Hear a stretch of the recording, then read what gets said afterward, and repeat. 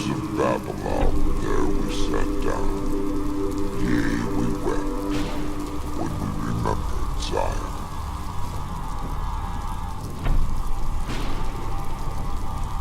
Hello, gentlemen. I'm joined once again by friends of the channel, Lyle, McDonald, Jonni, Shreve, IFBB Pro bodybuilder, coach, content creator. How are we going, guys? Very well. Doing good. Wonderful. I'm obviously your host, Solomon. Now, today we're diving into natural versus enhanced training differences, which is a debated and misunderstood topic. So hopefully we can dispel some of the bullshit that's out there and help natural and enhanced lifters alike train better. Actually, before we started record, something just occurred to me. Lyle, Jonni, and I were discussing sort of directions this conversation could go, and they're very happy to freestyle, but I think actually we should probably start by defining our terms, because although our conversation pertains to natural versus enhanced lifters and their training differences, and people might think that's a pretty clear distinction where you've got, are you on anabolic androgenic steroids, yes or no? If yes, then enhanced. If no, then natty. But the thing is, there are sort of different varieties of enhanced lifters. So like, are we talking about someone who's on TRT? Are we talking about a wannabe pro bodybuilder? Right. Are we talking about an actual IFBB pro bodybuilder who just wants to like stay in one piece as he or she works on like Mr. Olympia prospects, like you were, Jonni, at one time? And I think this is an important thing to define because sort of like, at least in my view, the more enhanced you are, the more differently from a standard natural lifter you should train. Would you to that both I would agree? add just semantically, I think it's not even a matter of how differently you should train as how differently you can train. Right. Because I think that's where the big, there are, again, not my expertise. I work with naturals, so that's going to be, what I know about anabolic, unnatural training mostly comes from some friends. Like Jonni will be able to chime in on that more. There are some that would train, we would say, relatively traditionally, but I think anabolics allow you to do many other things, many of them dumb, that still work. So I think it's not even so much a matter of should train, which is part of it, because there are differences, as can train. Yeah, and I think too is like you said something similar to like on the lines of, how almost like how much you do in terms like, I would say like in the spectrum standpoint, if we're like, I do like as an enhanced lifter, am I just on TRT? Right. And doesn't matter from TRT to, the moderate dose, whatever you want to call that, and then to the I'm trying to get my pro or win the Olympia. Sure. Does that, I think that should be very much defined as well too, just because I think there's a big misunderstanding of what your body can do at what amounts. And yes, I was going to ask too, like, I'm assuming both of you guys have been natural, or I don't know your past in terms of, so we both been natural. Yeah, I'm lifetime natural. Okay, you're taking a little bit to answer that question, Solomon. I was trying to wait a minute. I say it too quick, right? So no, but I like I said, I started using when I was 28. So I did, I went to college, played football, did all that stuff, got to my, as strong as I could naturally, and then, 28 went on steroids. Then it came off about 3 years ago, and then most recently back on HRT for I would say 2 months, and from a 50 milligram to only 80 milligrams. So I kind of have a really good idea of what it's like to be at nothing to a little bit to a lot. So interesting. It's that, me bringing that point up. Well, No, I really value your sort of anecdotal experiences, Jonni. I think that adds a kind of, sorry, you were going to say, Lyle. Well, I think my perspective on this is obviously, natural is natural, right? You're just that we know what that means, even if people like to play lots of fine line games. I remember back in the early days of SARMs, there were a lot of naturals who were using SARMs. Like they draw some pretty fine lines in the sand. But I think someone just on TRT who's achieving testosterone in the 6, high average, right? I would probably consider them effectively natural in the sense of they've got, I mean, there are naturals, genetically superior naturals that may have 900 nanograms per deciliter testosterone. Right. Being on HRT to get to 700 is not giving you the benefit of, I mean, even in the Basin study that they gave 600 milligrams, which is a super, you know, and they took them up into like the 2000 peak level, like, Right. you know, double the, I personally would think that someone just on HRT is effectively, because their testosterone is still in the normal range. And once you Right. get outside of that, once you get to super physiological, which is going to be anything over what, 200 milligrams a week up to the 3.5 grams, that's definitely Right. Yeah. Depends on the person, but Sure. I agree and I kind of disagree a bit, just because you know, like if you have low T and let's say not, you know, naturally you're testing, we're talking like this going to 6, let's say that the I think it's nanograms per liter Mhm. or deciliter at 6 as well. Deciliter. Yeah. So I know liter it's like 88 to 32 whatever. So Yeah. you know, so say like, you know, peak is like 9 and then we go over above that. So, you know, if you're at, you know, if your test was at like 200 and then, you know, which is low, then you got on your doctor gives you TRT and now it's at 6, 7, it's still more than you were probably producing before. Sure. And then even like, and again, like I say, like naturally before your test crash, it was never at a high level, you know, in the range anyway.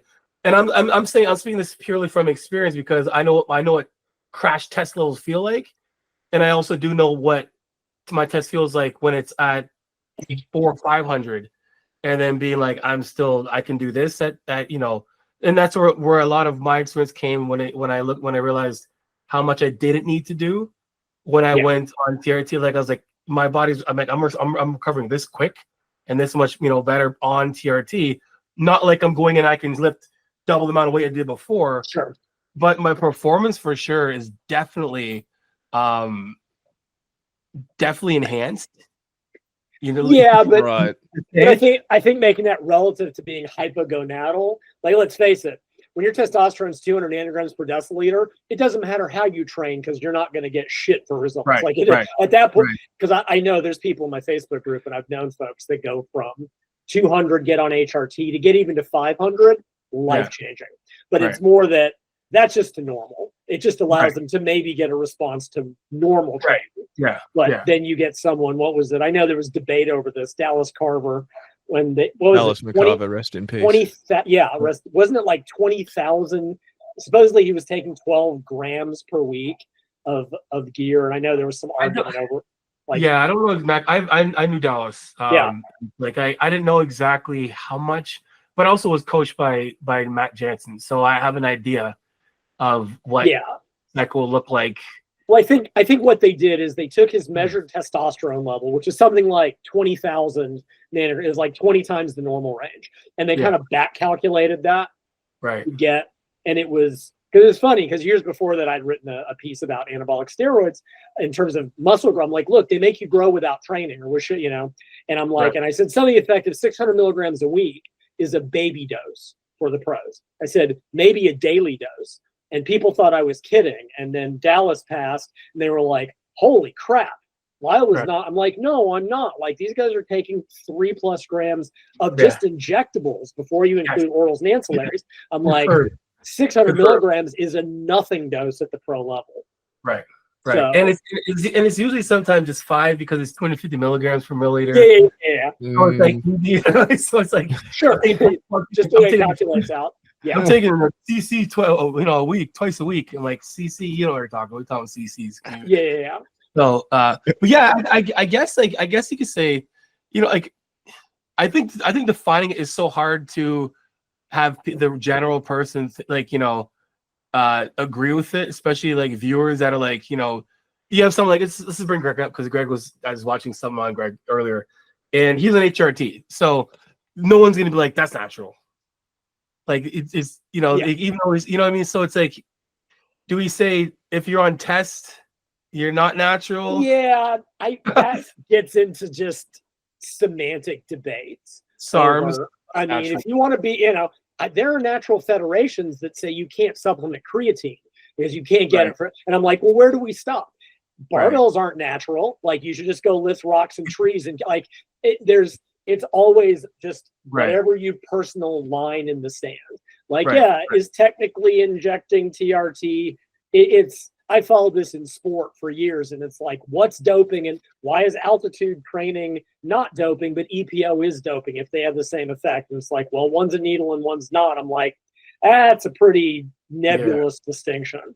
So, but I think in terms of physiology, TRT to 700 nanograms per deciliter, you're still in the natural range. Yeah, I can agree with that. Yeah, At the same time, TRT can let you do things like injectable testosterone can let you do things that most naturals really can't. For example, that would let you stay like in the low single digits body fat percentage wise and be physiologically normal in terms of testosterone.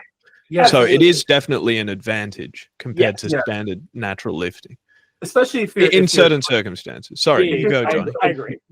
If you're coaching someone to get on stage, it's like even if they're in their, their physiological ranges, it's just there's more than what it does. Like you don't have those dips like you would. Right.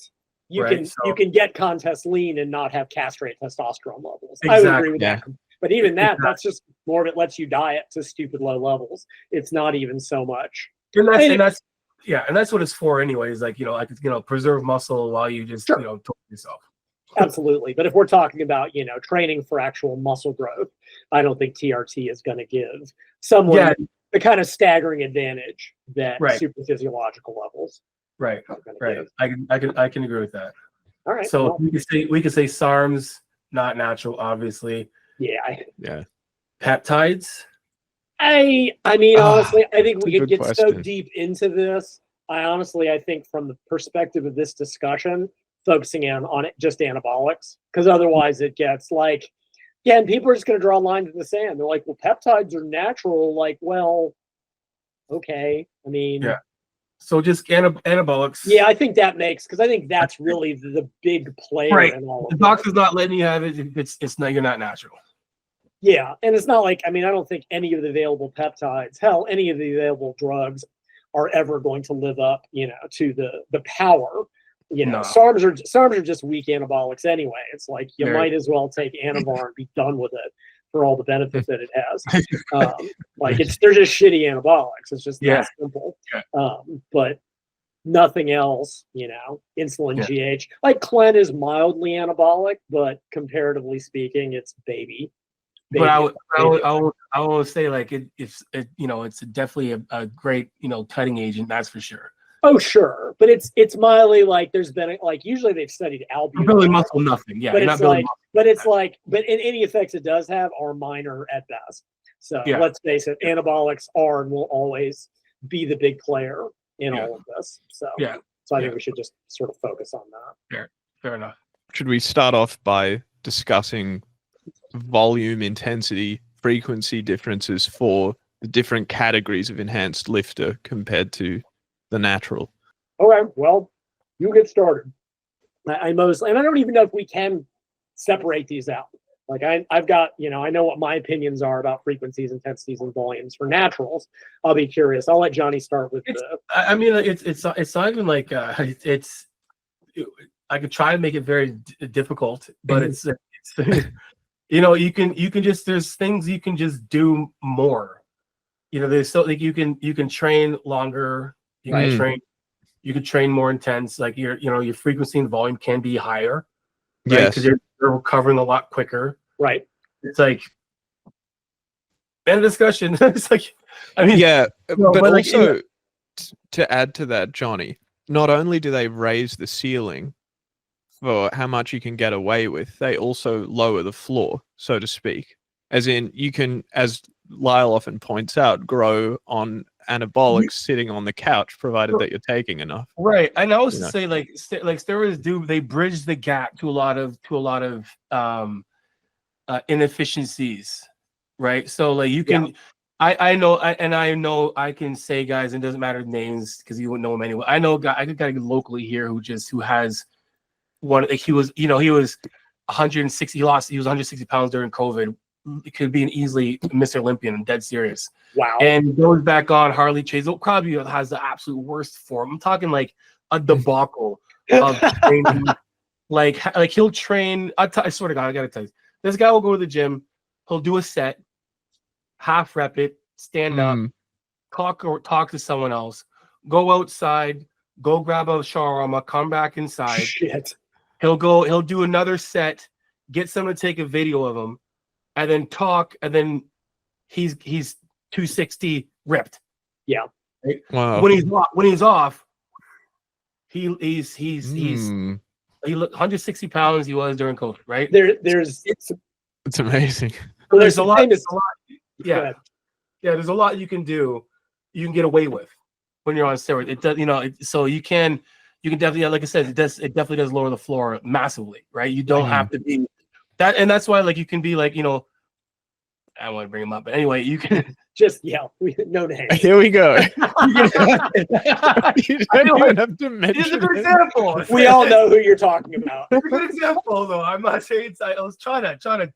Sure. But you can be. You're like, like you don't have to. You can have a half-ass physique, and then like it can make up a lot of grounds to get yourself and look like a bodybuilder, right? So, yeah. So 100%. It does those two things, and like that's basically it when it comes to that, in a sense. Like we can dive more into some intricacies of how far you can go, but in terms of like failure or whatnot. But yeah, right. And I do think gets into some of the nuance. Like this is sort of my global philosophy of it, in as much as that I do think that for naturals, I think the loading in terms of probably both the percentage on the bar as well as the proximity to failure are far more important, right? Like a natural is simply not going to make gains pissing about at 5-6 reps reserve. Those are warm-up sets, right? Like they cannot just do 20 warm-up sets like a certain individual who will remain unnamed while screaming through the entire set. They will not get anything out of that. They will have, now I'm not saying they have to grind to failure, right? Solomon just put out, not saying that. I'm not saying they need to go to absolute grind, into the dirt. But if they're not within 2-3 reps of zero, to where the bar slows at least some, it's not going to be a stimulus for a natural. Whereas much lighter than that, I think if you look at sort of the history of bodybuilding training, you go back to the pre-steroid era, and it was a lot of 3 times a week, lots of heavy reps, get strong. Like the idea is like, look, if you can squat 225 by 5 now, and you can squat 405 by 5 2 years from now, you will have bigger legs. Like that was just how people trained, and because they wanted to get strong. And they got bigger as a function of it in bodybuilding. But then as soon as anabolics came in, that's when you saw the once a week bump, the pump and blast and lots of volume and lots of pumping. And that to me is when things really started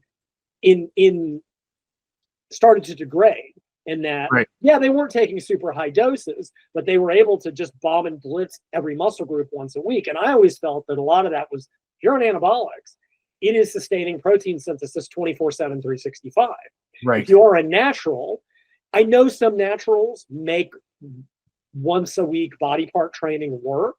I've never found that was optimal for the majority of people. I tend to default to twice a week per muscle group or once every 5th day for naturals. I think the other thing is that once you add drugs, I think being too close to failure, especially when you do a lot of volume, and I'll be curious if Jonni wants to back this up, the problem then becomes getting hurt. You get strong so quickly with when you add that much gear in. I think I know Dorian did it, but he was also very low volume. Like that's the other interaction. But then we've got Ronnie Coleman, who did that on high volumes, and he paid the price for his joint. Right. That I think the need for working that close to limits, and also the need to progressively overload as quickly, is probably obvious. I had a buddy of mine who is a user and maintains 240 lean on like 200 milligrams a week. He would grow on 500. And he's like, yeah, you put in the work in the gym well, but you kind of let the drugs do the work. Yeah. And you have to, whereas a natural, that doesn't pay the bills. So that's my sort of global thing in terms of how those all interact in terms of naturals. I would go so further, and then I'll shut up, is I do think when people are on a lot of gear, I would almost argue that they do need to train differently in the sense of staying away from failure, not because you get hurt. Right. Because naturals just don't get strong quickly enough for it to matter. When you're only able to add 5 pounds to the bar every month, you're not going to get connective tissue issues. When you're able to add 10 pounds a week on cycle, you're going to get tendonitis. And that's kind of where I think that's a big, and I think a lot of that changed when you saw the Arnold style training when drugs came into the picture. Right. I think in theory, like I agree. Like there's like with the natural guys that I coach, there's a lot more, even on their end. I'm glad my app does, like a lot of tracking windows. I can see, their progressions and whatnot. So I'm very much, on a week to week, everyone, regardless of, natural or not, there is, performance management, fatigue management. That's all there, that I can on a week to week, see. And there's a big difference, obviously, from the natural and the enhanced. So when it comes to like being natural, there is a lot more management, and I would say being meticulous with things a lot more in terms of like, we want you to kind of, I would say like you want to kind of like tightrope that, failure, to close to failure type again, when it comes to like, anybody. And then when it comes to the body, enhanced, you got to know when to pull back. Like you have to know when to pull back. And I think a lot of, I think of a big thing on the enhanced guys, men and women, is also the psychological effects that makes it hard for them to actually pull back, because it's that extra, it's that, where a natural person will naturally, like, if you get somebody who trains hard, they'll naturally get to a place where they'll get exhausted. Yeah, right. Fasted, etc. Will naturally stop them. You know what I mean? Like it has a governor. Like an enhanced lifter doesn't have a governor on the car anymore. Gotcha. Because the recovery is so good. Right. And that's where you see, and that's exactly where you see a lot of the injuries. I was watching a guy today train, little guy here. He's got his first pro show coming up in 2 weeks. He's 2 weeks out. He's lean as hell, and he's got the 150s. Just kind of doing this, and he's got good form, and he's doing stiff leg deadlifts. And I'm like, okay, cool. So you want to pull something, right? Right. But like in a natural lifter is not going to go and try and grab his peak weight that he was doing at the beginning of prep, at the end of prep, right? So there's that part of the enhanced lifter that you have to be very careful of like, you might feel like Superman, but you're not. Right. So you will get to a place where you have to pull back. And that's where I guess the biggest I would say management comes from my end, is like, I could train hard. It's like, but you have to know when to pull back. Right. Or, so yeah.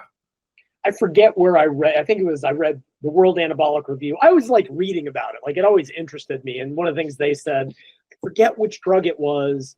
Don't think it was Anadrol 50, but it didn't matter. One of the compounds, and they're like, you can train 2 hours and you'll still be ready to keep, like you'll be fine by the next day. You can probably just keep going. Like it allows you to work so far past, I think, Halo, that you should.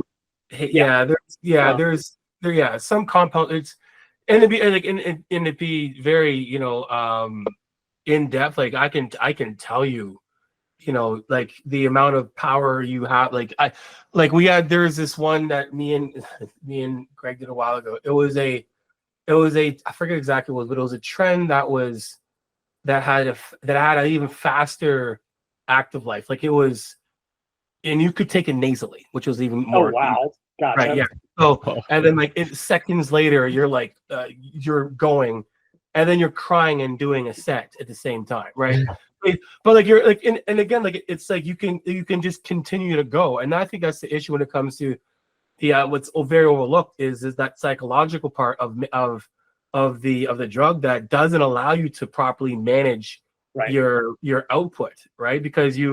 It's because I don't feel like I'm getting tired. Right. I'm going to continue to go when your muscles and everything are actually pretty tired, and your tendons are like, then you snap your chest, whatever. So it's like there are, and that's the thing too when it comes to the steroid thing. And I guess we can, on a spectrum, say, okay, someone that's doing, say, 500, 600 milligrams of testosterone a week, just that alone, and, get their tests in the, thousands just from that, will be a lot different than someone doing that plus Tren or Halo or,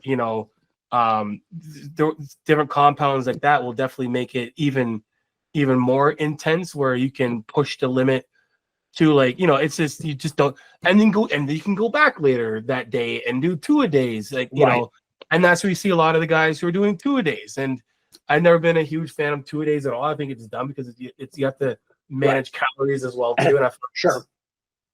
So, and then recovery point too. Yeah. But again, and I think that's where, like, that's when you really saw that big change in training. I remember in the 80s when people would do, 2-a-day. They got into just these super convoluted split routines, and it was, one muscle group AM, they'd come back and do another muscle group into PM and do that 6 days a week. And it's like, well, yeah, because you can, and that will destroy the natural lifter, which I think is also part of the genesis for this discussion, because the thing that I've always seen and been, I'd say personally annoyed at, but I am, is that people, the information from the enhanced athlete trickles down, and people don't realize it's like, no, this only works, or this only even can work, right? This is, I brought up, if you look at most of the Eastern European, like, Olympic lifting teams, they did all kinds of, and they still destroyed most of their athletes. These were full-time athletes, full-time recovery, full-time drugs. And it's like every time natural lifters tried to emulate that, they broke in a matter of weeks. Yeah. And that's what happens, is people go, well, he's the biggest guy. And we're like, well, yeah, but his training only works under that very specific condition. Right. So, and I think that is potentially very problematic. That is, well, and if you when you look at it just on a social media standpoint alone, and coaches or people getting information, they're making split advice, and it's like, well, I'm doing the once a week split, I'm doing mentor split, mentors on steroids, what are you talking about? Sure. Like, so it's like, go ahead. Well, here's just this random point. Solomon and I did a podcast and talked about, like, the evolution of HIT. And so I went back and looked at, like, Mentzer's original writings. It'll come out soon, by the way. Yeah, and in the off-season, I'll release this one first. Sorry, go ahead. When he wasn't using and he wasn't hopped up on amphetamines, which is, that's a proven fact, he did 4 days a week, upper, lower, moderate volumes, like, trained very traditionally.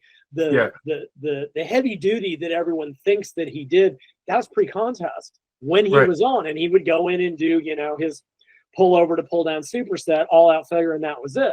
Like, yeah, but that's not how he trained most of the time.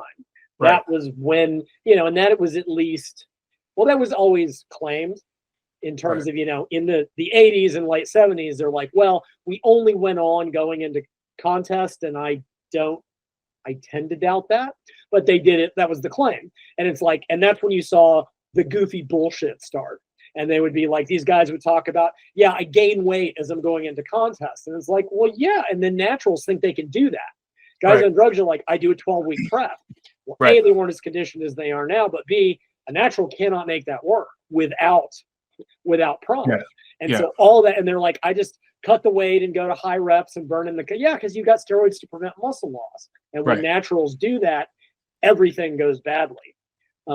So I think you've got all these things that came out of enhanced lifting and enhanced athletes that just, but that's what people assume is the right way. And that's how it's sold.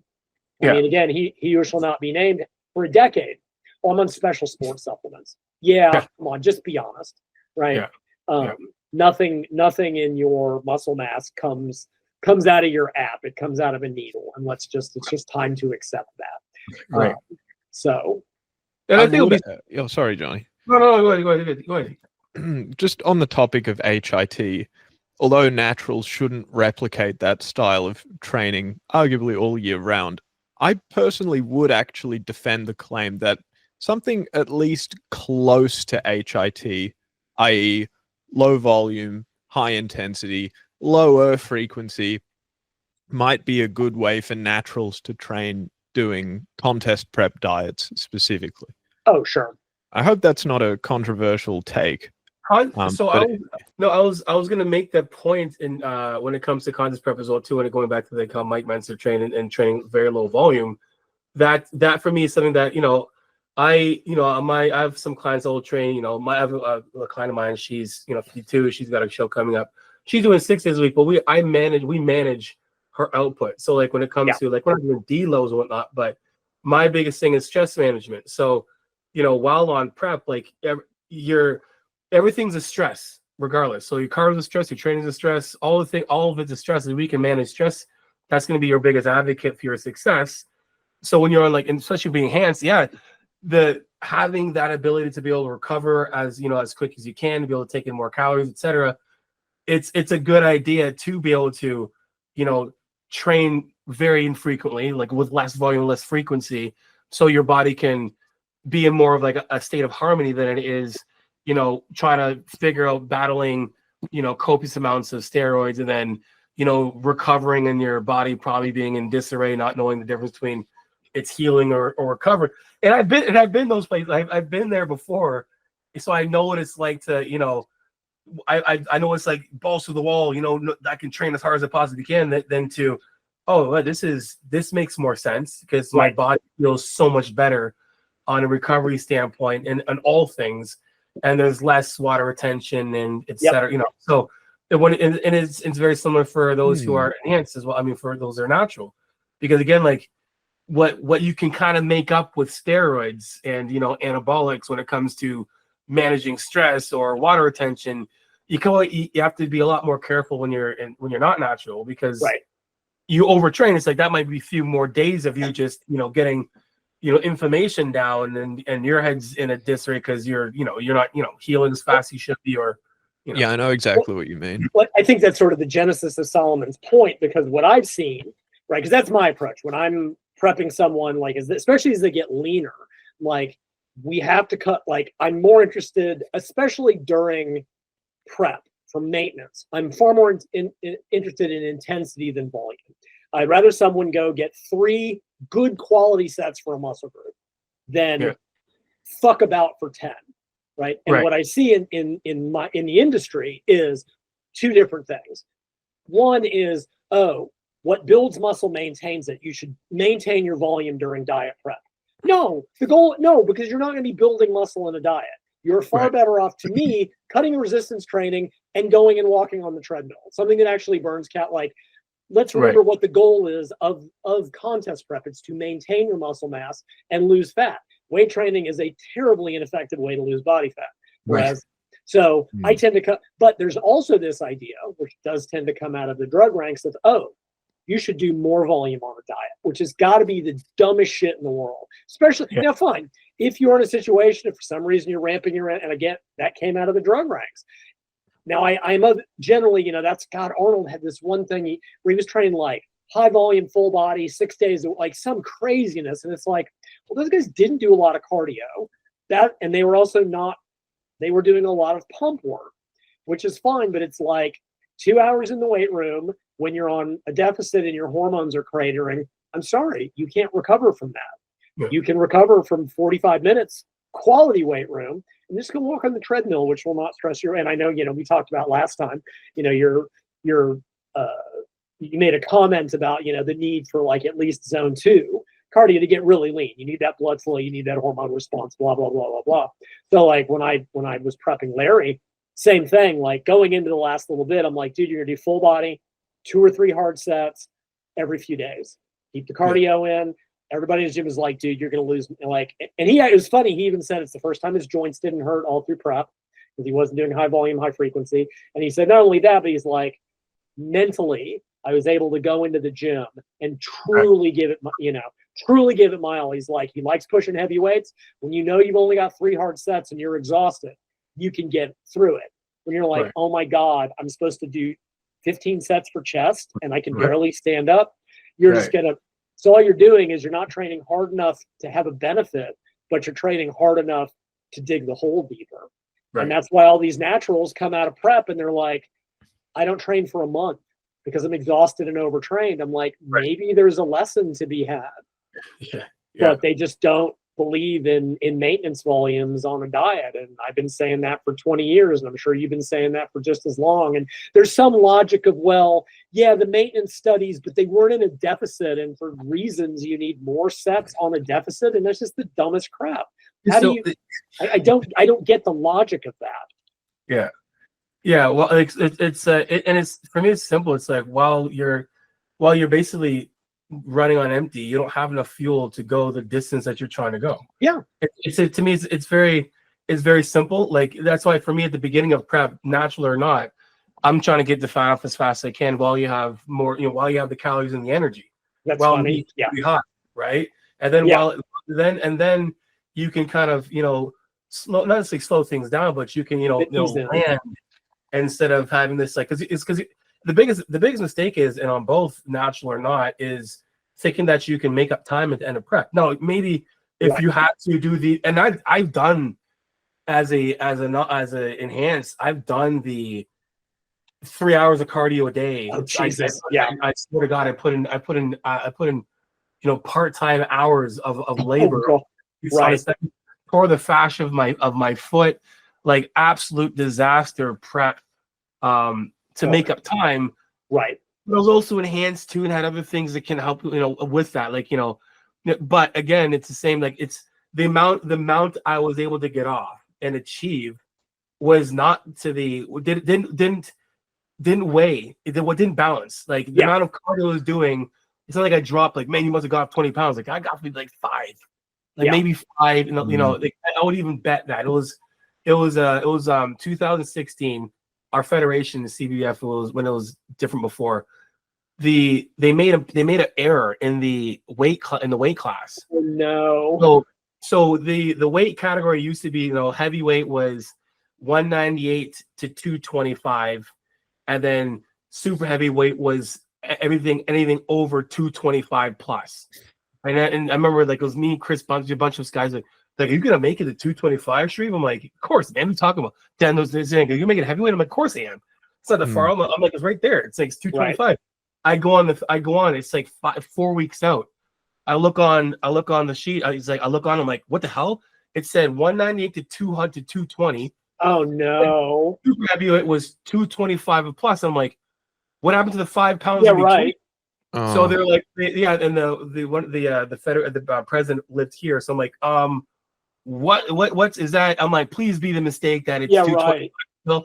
No, it's 220. I was like, oh my God. Oh no. So, and I was already in a place where, I was, already fairly, lean. So I had to do the extreme to get down there. Right. Again, I did make it down there when I ate and got my food up. I also had to take quinine to help with, like, I had to do a bunch of extreme things, extremely dangerous. What year was this? 2016. Yeah. Okay. Sorry, you did mention. Yeah, I didn't eat anything from Thursday to the Friday weigh-ins. Oh God. And I was like laying like this on the door, waiting for exercise to be open, like it's just waiting. Yeah. And then as soon as I opened the door, I went in, weighed myself, made about like a pound, and I was like, oh my God. And then I'm like, I'm going to eat. Then I went and ate. Blood. Yeah. And then all of a sudden, I'm throwing up in the toilet. I overheated. This, I was. Yep. Again, making. Yeah, sure, you can do that, but it's gonna have massive consequences regardless, even if you are, enhanced. So it's like you're not gonna be able to do more when you're running out of gas. It's like, don't put on. You can't if you're on empty driving home. Don't drive fast like you're gonna make it home. It's not gonna happen. So wow. That sounds horrible. It was terrible.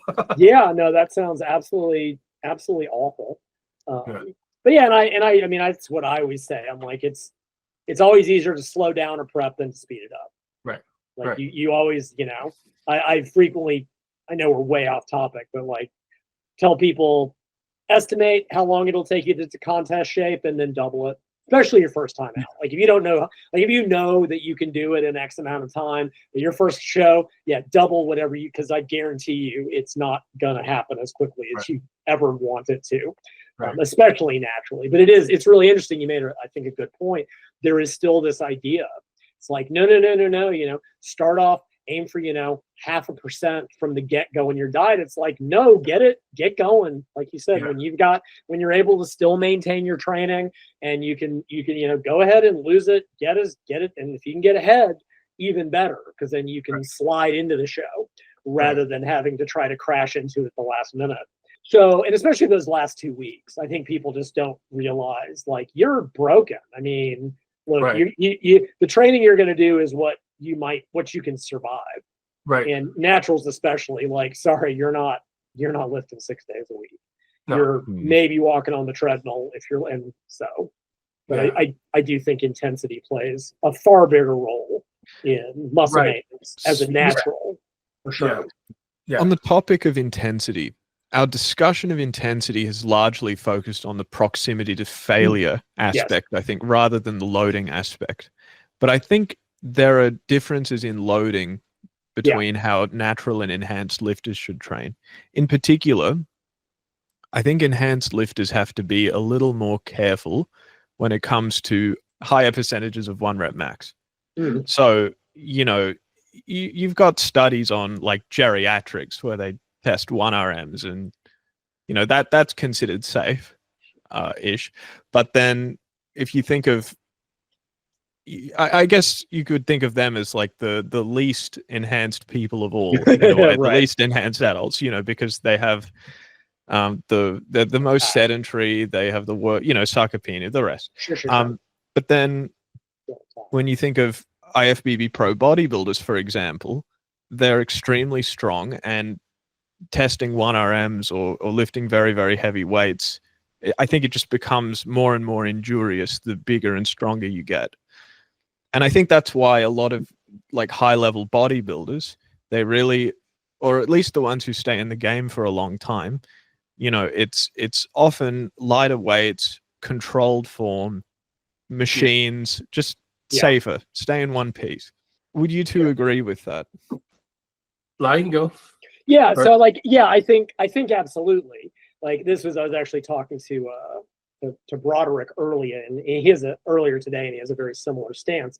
But, if you're a natural, unless, working at 50% of 1 RM is probably not going to achieve a whole heck of a lot. Like, warm-ups, you're looking at somewhere, what do we typically say is the growth zone, 70 to 85%. Somewhere, you're looking at somewhere between 8 to 15 on average, maybe some 5s if you're pretty robust and have, good joints for it, which is, it's sort of interesting to me. Like, as in bodybuilding, it's generally accepted that smaller joints are better from an aesthetic standpoint. So it's like the people that are probably going to be the best at bodybuilding are not really going to be built for lots of heavy 5s. It also just, can you grow on 5s? Sure. It takes a long time. The chance of injury is much, much, much higher. But naturals, by and large, aren't going to get strong enough for it to matter, right? Yes, naturals are all very strong. This is, a comment I've made for years. That is the commonality among, you will not find a weak natural bodybuilder. Now, people go, but they're not powerlifting strong. Who's any good? Didn't say they were. I didn't say that they're now. A lot of natural bodybuilders cross-compete in powerlifting, and I think there's probably there's a lesson to be learned from that. And it's not so much that they got strong in absolute terms, but they're a lot stronger than they were, right? There is no big natural bodybuilder still squatting 135 for reps. They just don't exist. Or doing a hack squat with a 25 per side. It is not found. You will see bodybuilders sometimes fooling around with relatively lighter weights. But, remember, this is, again, another example that I bring up goes to exercise thing. Dorian, who used to back squat, and then he had an injury, and he moved to the Smith machine out of need and realized, I actually get a better quad stimulus from this. Because it's not, I don't have the balance issue. And also, I mean, if you're strong, if you're squatting in, 4 or 5 wheels, 4 or 5, like, if you're that strong, and I imagine a lot of enhanced lifters get there, the risk of barbell squatting heavily. Again, Ronnie was doing 800 for triples and knee sleeves, which as a bodybuilder, why? I mean, I know Franco could deadlift 700, but that's not but he was also perfectly built, right? And they didn't max out all the time. But what Broderick's point is that, naturals have a narrower window of intensity, kind of goes to Solomon's comment about steroids lowering the floor. You can use lower percentages when you're enhanced and just put in the work and avoid the severe joint strain, avoid just, again, and again, you still see strong dudes. I'll get served reels and it'll be like big enhanced bodybuilders. They're doing hack squats with 5-6 plates aside. Like, a lot of them are very strong, but that's also 20 years of training. Like, it's, they've got every plate on the leg press and 2 dudes standing on top of it, that sort of thing. So I think with naturals, relative intensity, I mean, yeah, you can do sets of 20 to failure, but God, why? Unless you've got to join all this BFR shit, low load and 30 reps to failure. Like, fine, it stimulates the same growth, but it's terribly inefficient and it makes you just want to vomit and hurt. Like, what's the point of that? So, I think as much as, the old hypertrophy range was 8 to 12. Where did that come from? Nowhere. I looked for years. There is no basis to it. Right. Yeah. I maintain, if you look way back, everyone did 3 sets of 10. That's just how people trained for years. Right. Yeah. I maintain that people would lose count, and sometimes they do 8, sometimes they do 12, and they're like, boom, 8 to 12 is the hypertrophy range. Yeah. Like that, I don't see any better logical reason for it. But it's like, 15, because there's certain exercises that don't lend themselves to low reps, a lot of isolation stuff, lateral raises, not really good for 5 to 8, for example. Heavy compounds, I might program a little bit heavier to avoid, small muscles. But somewhere in that range where I do think enhanced, you probably, like I said, a wider window, because the weights that can be potentially used are just, I had another buddy, and then I will be quiet, going back to how powerful anabolics were. And there's one of these powerlifters, he's like, yeah, drugs just only help a little. And my friend's like, why do you only bench 315 off and 475 on them? If they only help a little, why don't you just train harder? Why does it put 150 pounds on your bench press? If they only, if it's that, just train a little bit harder. Right. And the answer is no, they profoundly ramp your strength, recovery, and volume capacity. And if you don't have someone like you, Jonni, monitoring that to pull them back from, they become their own. Whereas, like you said, with a natural, it's very self-limiting, because you just can't complete the workout, or you get wrecked. You can't go to the gym unless you're just pissing about. All right, I'm done. Yeah, I thought the comments Jonni was making earlier about psychology were really, really valuable.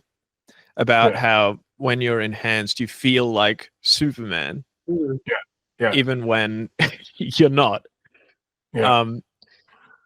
Do you think that's a circumstance where it'd be more valuable to have a coach compared to, say, a standard natural lifter, just to hold you back?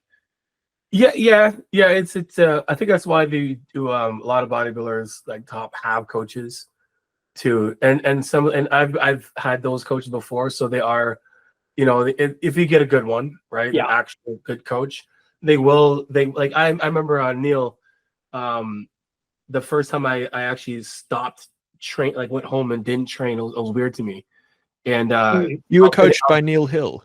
Yeah. Cool. So I was sitting outside my gym, and I was like not wanting to go. I felt like shit, and I do it, I'm doing a story online, like, one of those, like, it's the end of the prep, you got it, blah, blah, blah, but you gotta just go type bullshit post. And I posted it, then I get a buzz, and look on the thing, it's like, mate, it's like, none of that, no fucking gym's off bullshit. So nobody's off bullshit. Go your ass home. It's like, get a meal and go home, go to sleep. I was like, wow. Okay. All right. Yeah. I was like, okay. And I went home. I was like, oh, what the? So like, that was the first time, and when I was coached by Matt Jansen, he made me take 5 to 7 days off the gym completely. Yeah. And I was like, no, I'm like, what do you, that makes no sense. And then, whoa, when?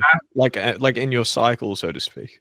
At least in my cycle, yeah, in cycle off season, right. And it wasn't a, and this is funny because it's the first, when I was talking about deload to him then, like I was like, I'll back off. He's like, just come, like, go off completely, like don't go to the gym at all. Right. He's like, I'm telling you, by the time the 5th day comes, you're gonna go back to the gym, but you're gonna feel a lot better. Instead of doing the whole, like, he's like, there's no point of slowing down your healing, by just going to the gym still. Like, it's not just your muscles that need a little bit of a break. It's the mental break. Oh yeah. It's all of that systemic fatigue that needs to be recovered. So those the first time I actually was like, I saw the benefit of not training and actually pulling back and how important that was. And then seeing the results of what happens when that actually happens. Because I felt absolutely great when I got back. That the energy lasted me for, months. Like, not even a lie. Obviously I'm on, on my video time too. But yeah, it's important that you have someone tell you, because again, like you do, like, it's like that. There's that part on steroids you have. It's like an like an oomph. It's an extra gear, no pun intended, that you get to when lactic acid builds up. And here's where the psychological part is very apparent.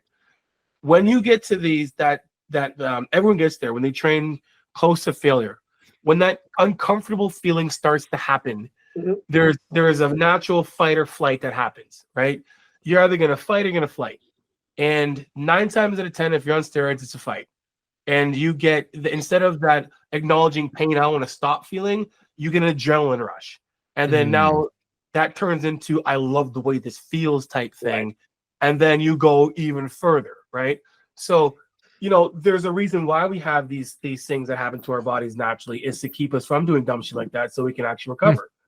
So, it's to your point, Solomon, it is very important that you have a coach that can recognize these things, or at least have the knowledge to know that if you're going to go that route, you have to be able to manage yourself successfully, or you will 100% eventually get injured. That's just how it's going to happen. The problem is that most people can't. Right. I've been involved in, and like when I was an athlete too, like the normal psychology. And I was predominantly an endurance athlete, and it's even worse because, and this goes to your point about, like, to a degree, the weight room is self-limited, like especially high intensity, right? That's why they've never been able to show overtraining with like maxing out. If you're trying to do heavy triples and your strength is down 10%, you can't do the workout. You go home, or you do a bunch of piss ass volume. Right. You can always grind miles on the bike. Doesn't matter how shitty you feel. You can always do sets of 12, no matter how. You can always go dig that hole a little bit deeper. And the mentality when you're starting to see performance decreases, I need to work harder. Right. What you need is to take a break. Right. And it's so funny you mentioned, that 5-day thing. I always find it interesting when just different independent people in fields, they all end up at the same place, right? Like most standard hypertrophy cycles are typically about 12 weeks, whether it's what I do, dog crap, hyperspeed, like, it's because we've found that that's about how long people can push before they start to break physically or mentally. Like that's maybe a little bit longer or maybe a little bit shorter, but it's in that range. What I've always told people is, like, look, after 3 12-week cycles, take 5 days off, go goof off. They're like, but I'm like, trust me. I look back, Charlie Francis with his sprinters, they would do like an 8 to 12-week block, and he would give them 5 days completely off to freshen up. They didn't lose anything. It let all the inflammation go down, the joint stress. And to your point, they came back they were ready, right? When I was speed skating, about every 12 weeks, I could just feel it. I could feel that heaviness in my legs. I could feel, and I'm like, I would just tell my coach, see ya, I'll be back next Friday. And I would just go do nothing for 5 days. And that was a game changer. So it's like all these, it's just enough time. You can get back one workout at the weekend. It doesn't feel like it's too long, but athletes rebel against it. They do not. And because they're like, for every day, there's that old saying, for every day I'm not training, my competitor's training twice. Right. It's like, and it's like, and be that as it may, does that mean they're getting any better? Right. Francis said that his sprinters are like, Coach, don't we need to train on Sunday? And he said, even God took a day off. You think he could do better than that? Yeah. Just making the point, it's like, you cannot train 7 days a week all the time, especially not high intensity sprinting. You have to give the body a break and the mind a break, very much to your point. And it's just like everybody seems to have settled on 12-week cycles, 5 days every so often. We've got a guy I consult with in the UK, and he's very self-attuned. And he does very Dorian style, blood and gut style. That's what he does. And he's like, every 5 or 6 weeks, when it starts to feel a little bit broken, I take 2 weeks at half volume. And that's just my maintenance. I don't produce the weight. I just cut my volume in half. That's enough. And when I feel ready to go, Dorian, I know, has said later he wishes that he had backed his volume off more frequently, that he feels that he would have made better. But again, when you're young and stupid, that's how you train. And the thing is, you don't stay young forever, as I like to say. So yeah, I think but most athletes cannot do that on their own. Whereas a coach who can be objective about it, if I have a lifter come in and they just look, how you feel? And they go, feel great, coach. And you watch their warm-ups and go, yeah, but you look like dog shit. Like I don't like they will lie to you. They'll always, because athletes always want to train. Like you, when your coach said take 5 days off, you're like, but don't I need to train? And he's like, no, you need to rest. Yeah. And they're just like, but I'm just like, take my word, just trust me. Like, and I'd send them home. And I'm like, look, there's nothing you can do today that will make you better, but there's a lot you can do today that will make you worse. Right. So go home. Yeah. You mentioned, Lyle, sorry, I'll be quick, but as far as when to know if you should go home, you mentioned this 10% performance decrement thing. And I know, Jonni, you're probably very familiar with the way Greg Doucette likes to coach. Me, not so much, but he also emphasizes this 10. From what I have gleaned from this, he did this years ago, volume debate thing with he who shall not be named. Yep. And he raised his 10% rule, where he's got this thing, and his opponent in that debate criticized him for the arbitrariness of the 10% rule, but he wasn't stating it as like, it's just a general principle for the average trainee, which I think is probably good in that it gives. The problem is if you go, when you feel beat up, that is too vague for the average person to know what that feels like, and they will keep. They're like, well, I don't feel that beat up. 10%, right or wrong, it's at least a number. It says, okay, if your poundages are down 10%, that would be about 4. If you're 4 reps off your best, roughly, that's about 10. That's about 10%. It just it gives people a value that is objective. Yeah. Whether we can debate what the exact percentage is, but I mean, I think that's probably, if your performance is down 10% on a workout to workout basis, doesn't mean anything. Yeah, people used to be back in the 2000s when overtraining, everybody was like, look, most people have never overtrained. They don't have what it takes. You did. I did, because I was a hard head. Like, trust me, I know. I've done it. I've dug myself a hole it took weeks to get out of. The average, but they're like, oh my God, I had a bad workout. I'm really tired. Am I overtrained? Like, no, you're not. Overtraining happens over weeks and months of relentless under recovery when your performance just falls off a damn cliff. Like it is. I was literally just to say that too. I say this, what you just said on the under recovery part. I always say, like, most people who are, creating hypertrophy, like you're trying to look good, right? Like you're not overtraining, you're under recovering. Like there's like endurance athletes or your pure athletes they have potential to overtrain because they know how to, they can psychologically push themselves to a limit of overtraining. Yes. The average Joe going to the gym trying to get look good for bodybuilding shows, not overtraining. You're under recovery. Take some time off and go chill out. The average person just does not have what it takes to push through that type of relentless. I had a teammate who, speed skating, she would be at the point she literally could barely climb up a flight of stairs. Her legs were so inflamed and so tired, she could barely climb the steps to the ice. But then she could put in 2 hours on the ice. And she did that until she basically, my coach, when he was younger, he trained 3 times a day, 7 days a week for years. It took him, when he finally retired it took him 2 years to recover. Right. And he came back and in 6 weeks was skating PRs. Right. Yeah. Like, but that's what you did. He would not, he was so determined. And that's why when he coached us, he's like, yeah, y'all train 4 days a week, twice a day, and you get 3 days off because otherwise you burn out.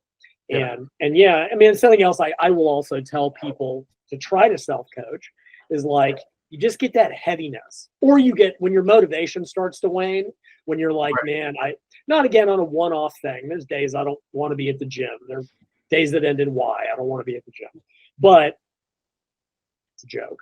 But it's like, it's not that. It's not the, oh, I just don't want to go do usually legs. But if for a week, you're like, man, that's a good sign that chronic inflammation, it goes to your brain and says, rest. Right. And I mean, do you know who Robert Sapolsky is? I don't know. Sorry. He's a science author, he actually wrote a book I think you would enjoy called Why Zebras Don't Get Ulcers, and it's about stress and stress physiology. It's one of the best books you'll ever read. But he wrote this essay one time about why the flu makes us feel bad. And what it is that our body is sending inflammatory cytokines to the brain, and it makes us feel terrible. Now, when we're sick, what do? We go rest. We're like, I'm sick. I'm going to go lay in bed and I'm going to drink soup and I'm going to binge Netflix. When you're training and start to reach that point of under recovery, it's the same thing. It's chronic inflammation, sending those same inflammatory signals to the brain. And what do us super smart humans do? I need to train harder. Right. So I just tell them, like, look, when you get that, your legs are heavy and you just don't have that, just take 3 or 4 days off.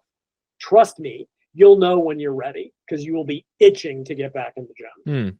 I kind of made that same like almost like in a micro standpoint of like in your actual workout set at like recovery wise. Like if you're dropping more than 10-20% of your reps set to set, you know, you're obviously not recovering long enough for set to set, right? So there's always that like management in terms of like how long should you rest.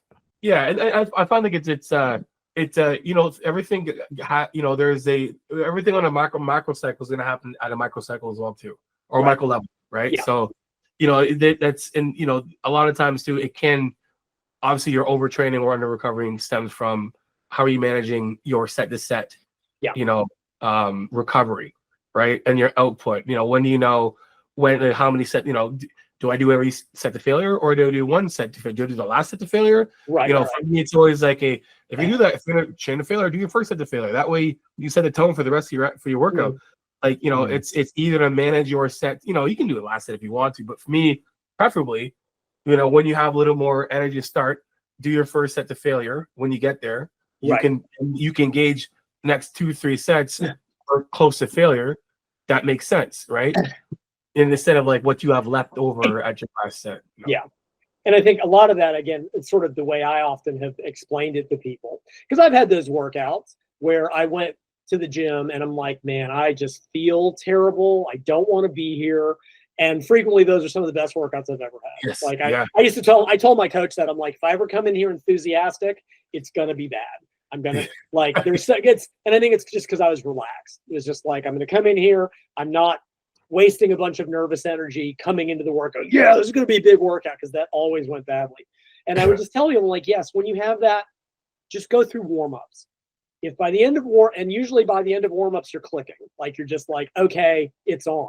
Like, but if you get to the end of your warm-ups or your first work set and you feel like dirt, pack it up and go home. You got some work, like to your point, doing that first set to failure. I'm like, even if you stop there, you got some work done. You did that one set. That was a quality set that will, even if it just maintains, you won't feel like you did nothing.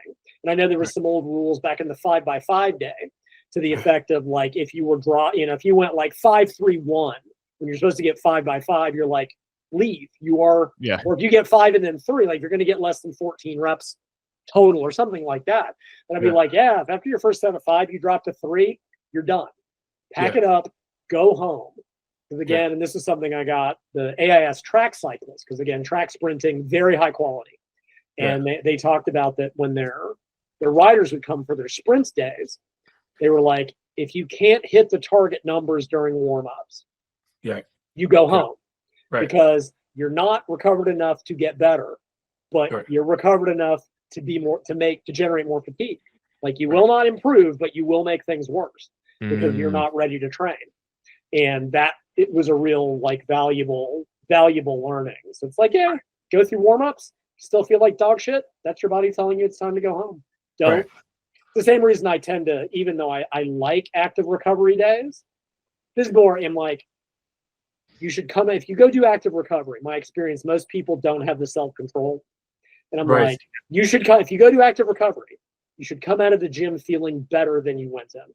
You go and you do, you know, light workout, move a little bit of blood, do a little light cardio, 30 minutes. And I'm like, if you come out of the gym feeling more tired, don't do active recovery because you don't have the self-control to not turn. People go, well, I already drove and dressed out in 30 minutes, and I'm just going to do an extra 30 minutes, and maybe I'll do a couple hard sets. And I'm like, you just, for a lot of people, a day off is better than allowing them, or just like go for a walk, go outside.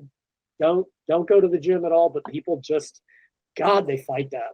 They have to, yeah. It's a rites of passage to just beat yourself up. And the funny thing is, it's like for both, you know, both types of lifters, that is what's going to be your secret sauce or to getting you better overall progress.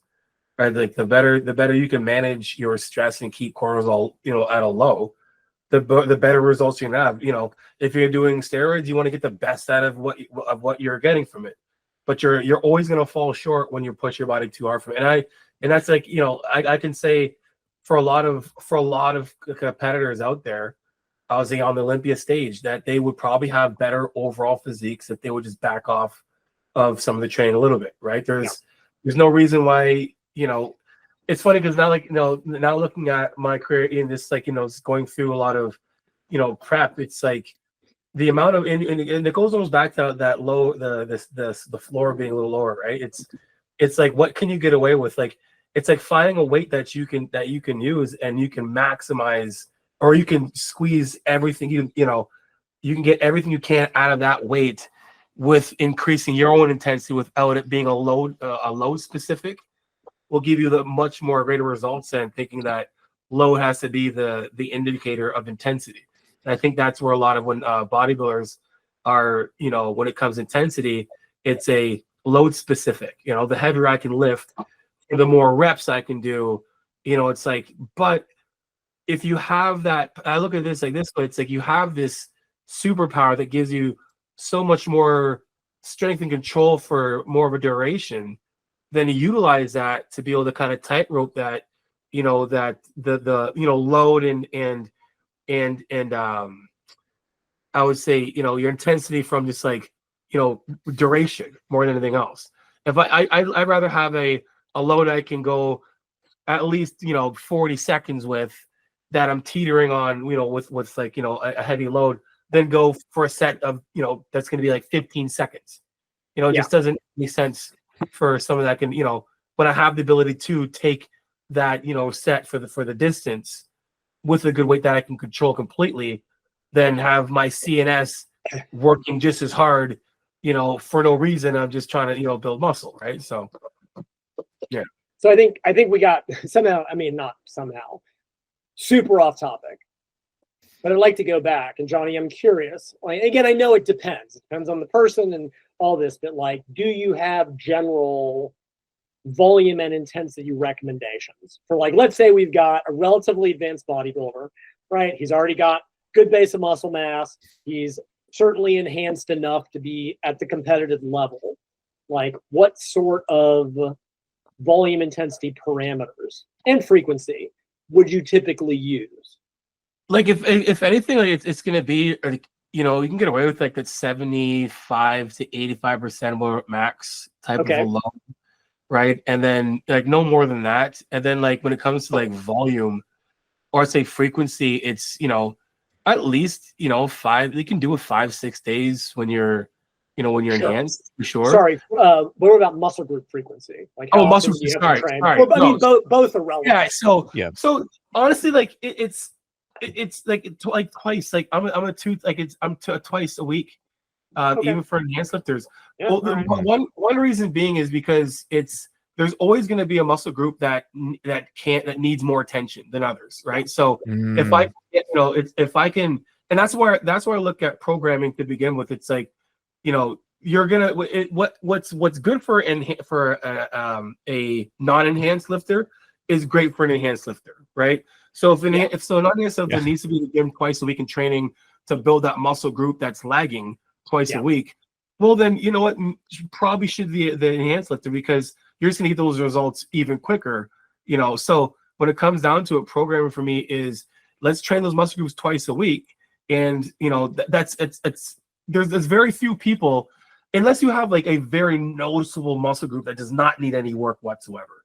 Like Right. it's a once a week thing. Then yeah, maybe you're training. You know, there's some guys that got, you know, a guy from the Middle East, just barrel chest out of the womb. It's like, we're not going to work your chest twice a week, Right. right? Right.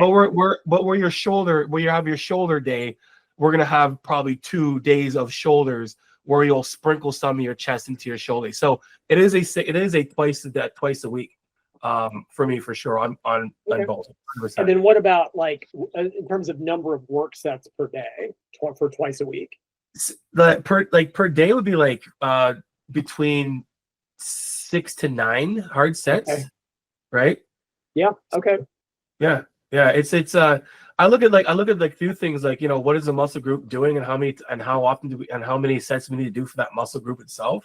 Sure. You know, I'm not going to spend, you know, 12 hard sets on quads, and I can just, you know, do 6 Right. if I'm doing, you know, squats and leg press, or Right.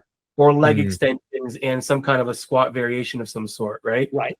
It's back. I'm probably gonna have around like 9. I'm gonna do you know, Sure. and that's me splitting things up when it comes to, you know, lat specific, and then you're Yep. looking at like your rhomboids, traps, etc. Those things. So it's a yeah. I'm a kind of milk what you can get out of it type of coach, and you know, and Okay. when it comes to non-advanced lifters, I'm probably similar to yourself too. Well, it's you have to. It's like you have to. Like it's if Sure. I have you can only train 4 days a week, I'm finding a way to make a Right. couple legs in 4 days, right? Yeah. So Yeah. it's Well, yeah. I mean, what's hilarious, what's not hilarious, what's funny to me is like everything you just said, that's how I program for naturals.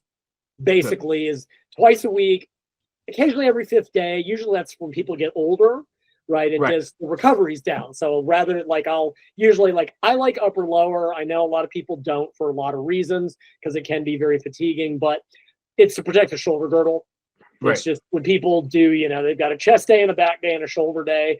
If Right. you're not real careful, their rotator cuff, it's a matter of when, not if.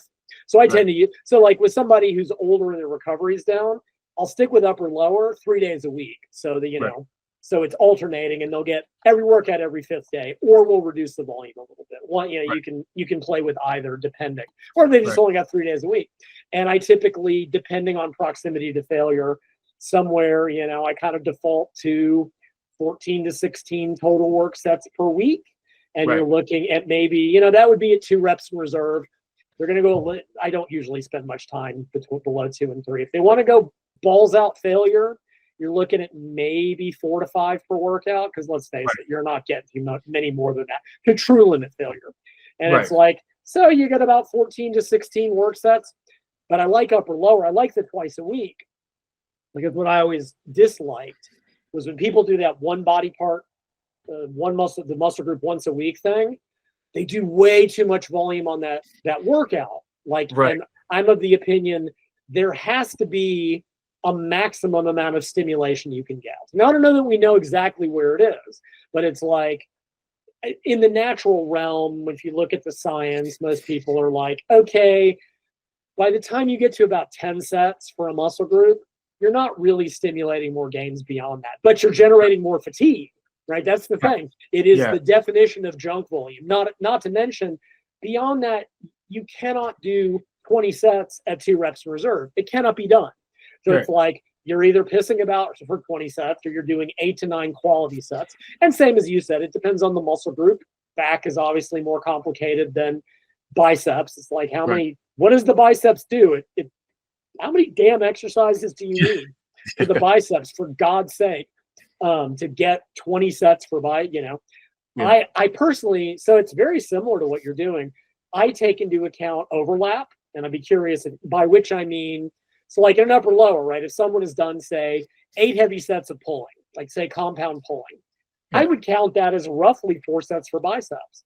And I might only give 4 to 5 extra sets for biceps. Right. Not everybody does that. Do you take that approach? So I not necessarily, only because for me it's you know, when I train and I try to really reinforce like technique. Yes, our biceps are involved in You know, and we're talking about compounds. Yeah, I'd say there's a lot more strain for, you know, if we're doing like deads or racks or whatever like that. I get that, but like if we're doing like, pull downs or cable rows, it's a lot more. Like your biceps really not doing much until that last end of your range. So I don't. And if you're pulling properly, now a lot of people do pull a lot with their bicep when they're doing a lot of pulling anyway. But that's just doing it. That's rowing badly. Right, and I can see that where that would be a thing as well too. But for me, it's like there's my carryover would be more so of what I can carry over in a workout for a muscle group and get 2 in 1. Oh yeah. And I absolutely do that too. Like people don't realize that if you make good exercise selection choices, right? And in my experience, and I'm sure you've seen this too, what I usually see in most gyms, most workouts, is people just doing the same pattern. It's like, all right, barbell bench, machine chest press, dumbbell bench press. I'm like, those are all the same movement. Yeah. Those are all functionally identical in terms of the movement pattern.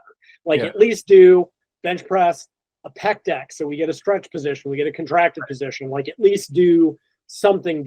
But with back, I think more so than just about any other muscle group, it's like, I will generally pick a cable row with the elbows here. I'm like, that is involving the lats to a degree. Right. If you want to isolate mid back, you keep the elbows flared, but it's like there is so much. Yes, the back is very complicated. We have mid back, rhomboids, teres, we got lats, we got traps 1 through 3, but there is enough overlap. If you pick that you do not need 4 row variations, you do not need 4 pull down variations, unless you're only doing like 1 set apiece, right? Like I get that too. I have known people that rather than doing 4 sets of 1 exercise, they want to do 1 set of, because psychologically they think of it as like with 4 sets, you're like, I got to pace a little bit. But with 1, rather than thinking of it as 4 sets, they think of it as 1 set 4 times, and they can push them, which is fine. Like I don't personally care. It's still 4 sets for mid back. I don't give a crap at the end of the day. But yeah, so like I think again, we're just like basically on the same page here. With proper exercise selection, you do get so much overlap that you don't need. And I just think most people do superfluous, excessive, unnecessary movement. Right. Yeah, I had a client the other day a new one actually asked me, why the way I programmed his back workout, and he's like, well, I'm doing a horizontal pull, and then I'm doing like bent over row of some sort. I'm like, well, yeah, so you're definitely gonna hit like similar muscle groups. When it comes to like loading your lat on and horizontally, it's easier to depress and keep your and really hit your lower lat, so to speak, when you're rowing from a horizontal standpoint than being bent over. And I would always argue with that fact that if I'm doing any kind of hinging movement for back, I'm going to put a lot more stress on my traps and that load than I would if I'm basically doing a horizontal row. So where I'm getting both muscle groups that are working, one's going to help bias the lats a lot more in that, shoulder extension standpoint than the other. So I'm it's kind of like very, vertical pull, horizontal pull, some kind of bent over, and then hit it that way, and then, mix things up depending. Yeah. It's something else. I'm always sort of, I maintain, I think Dorian was definitely one of the more well thought out bodybuilding. If you look at his exercise selection, it was all exceedingly because he did. I think his whole philosophy was like paring everything down to the bare minimum in terms of his volumes, his intensities. But if you look at his exercise selection, for back, he did the yay throw. He did the pullover machine, which is a great lat exercise if you have access to it. He did some sort of hammer horizontal row. And then I know he had like a 4th movement, but it wasn't just row, horizontal row, horizontal row, horizontal row, pull down, pull down, pull down. And then, you look at his quads. He's like, he did hack squats, he did leg presses, he did leg extensions, and Smith machine. There was no wasted. Said I used to see people, and here's their arm workout: barbell curl, dumbbell curl, alternating dumbbell curl, preacher curl, dumbbell preacher curl, incline dumbbell curl, and I'm like, the biceps only does a couple things. Right. There are 3 positions: elbows by the side, elbows in front, elbows behind. You need maybe 1 exercise for each of those positions at most, and then maybe a hammer curl if you want. I think that gets down to making good exercise selection, and I think Are you familiar with an old system called Positions of Flexion, old Iron Man magazine? I Steve think so. Holman? That sounds very familiar. Refresh. So Iron Man magazine, in my opinion, was one of the better magazines for naturals. And now Steve Holman, they never fell into the muscle and fitness flex, Muscle Mag International range of silliness. But his logic was that for exercise selection, all muscles need to be trained mid-range. That's your compounds, right? Bench press, it's basically where the peak effort is. And in a compound movement, that's your mid-range. Then you needed a stretch movement and you needed a contracted movement. And so these exercises, so like it was at most 3 exercises. Now, admittedly, you see like there would be 3 for lats and 3 for mid back. And there was, but like, so for quads, it would be, you know, a back squat, a hack squat, mid-range. You would have contracted as leg extensions, and then you would have stretch would be like sissy squats. And I'm like, to me, it was one of the more logical, at least it made sense for exercise selection. It's like, let's target the muscle in different parts of the length tension curve, you know, and whatever. It's like he was pushing a stretch movement. So lengthen partials, guys, yada, yada. And it's like, that at least made compared to what most people do. But I think you were doing similar things. Intuitively, just by picking the right exercises. Right. Yeah. It's like, it's for me, is like, what do they, you know, the big, when I was kind of like, when I was, you know, first started coach, for me, it wasn't more so the biomechanics of things, more so like what does the muscle group actually do? Sure. What's its true purpose, and like in every, like, you know, what does it do from a standpoint, you know? The biceps doing elbow flexion is gonna be, you know, we're supination. All right, cool. So what else can I do when it comes to, you know, loading it, right? And that's why I kind of look at a lot of when I'm kind of mentoring some like coaches that are coming up. It's like, learn what the muscles actually do themselves, not what your, you know, what the bodybuilder says that they're supposed to do. It's like, once you understand that standpoint, it's very easy to kind of program loading that muscle, right? Because you can kind of see it and understand it a lot more. And this is something I'm probably crazy on topic here, but I try to get people to understand when it comes to like form. It's like your chest, your back, your mid trap, your traps, for the most part, are moving your humerus. They're not like someone is manipulated from the hand because you're holding it. So now we're pulling things, and you're thinking of everything is being pulled from your hand. It's like it's not. It's being pulled from, you know, this area here. And unless you're doing bicep curls, a tricep extension, tricep, you're not. This is extra. And should be manipulating a lot of the movements, and then trying to get that, you know, that people understand, like muscles don't push, every muscle pulls. So if you think of every muscle being a puller, it makes a lot more sense when you're trying to visualize what that muscle group is trying to do.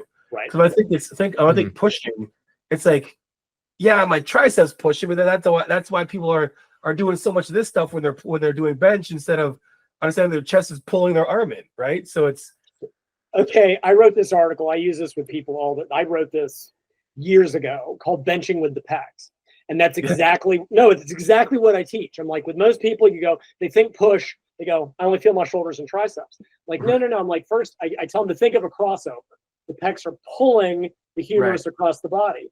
A bench press just bends the elbow, and then you pull the humerus across. It's horizontal humeral adduction. That's what the pecs do. It just happens to be that horizontal humeral adduction with the elbows bent causes you to, because the elbows have to extend. It's exactly how I teach. And I could take someone through that in 15 seconds, and they're like, wow, I feel my chest now. And they always complain. They're like, well, my bench press numbers are down. I'm like, well, what do you want to train, your ego or your pecs? You know, it's like with back. Like, there was always the old bodybuilder cue. You forget about your hands. You think about driving your elbow back, because that's, to your point, it's the humeral movement. And I mean, it's somewhat with the scap movement, but as far as that, it's like, what happens if the elbow is a consequence of what's happening at the humerus? Because it has to bend, unless you do, like, I mean, I'll teach people a shrug back, or they do that with no arm bend. But and like, that's what the mid back is doing. The arms are just helping with that. Same reason I always felt that, or long felt, because there's this whole anti-strap thing on the internet, because the internet is stupid, and it's macho hardhead kids who are like, real athletes don't use straps. I'm like, well, actually, that's provably untrue. Lots of top Olympic lifters and power lifters, and I put up videos. I'm like, here's Benny who's doing RDLs with straps. Like, you don't know what you're talking about. The Yeah. bodybuilders were always very much liked straps. And I Right. think for pulling movements especially, Right. it allows you to forget about your hands. Yeah. Right, because people, especially, and I'll teach people to use like a false grip or a new, like Right. on pull-ons, to use a neutral grip. Because as soon as you wrap that thumb, you think about doing that, Right. and you think about pulling with the arms. It's like, nope, they're hooks. Yeah. Same Same thing, thing with, even on a curl machine, I'll teach it. No, you don't wrap the thumb around. You just basically let the handle Right. sit in your palm. yeah. That, because otherwise your forearms become overactive. Right. Yeah. So, We had the same in archery. We call this part the dumb part of our hand. As soon as you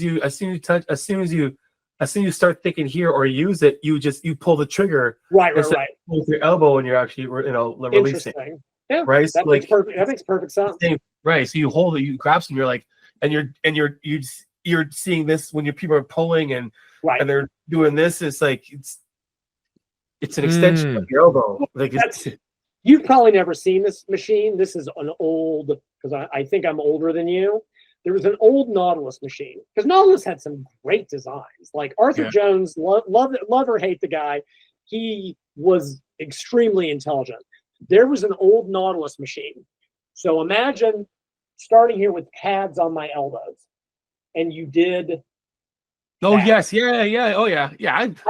My old gym, the gym I first trained at in the 80s, it had the chain.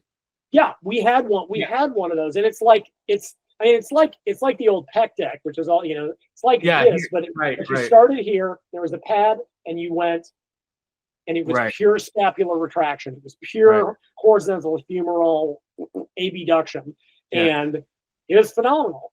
And same thing, and there was a pec deck version. I'm pretty sure that the pad started at the L. Same reason I like the lateral raise machine that puts the pad here. Right. Because it takes the hands out of it. People aren't thinking heave with the hands. You're just thinking with the elbows. Right. But teaching that can be very difficult, because especially when people, they just like, I want to lift the most weight. Like, no. Right. Not if it compromises. Especially, it's something else I've said, and then I'll be quiet. As power lifters try to lift the heaviest weights with the least effort.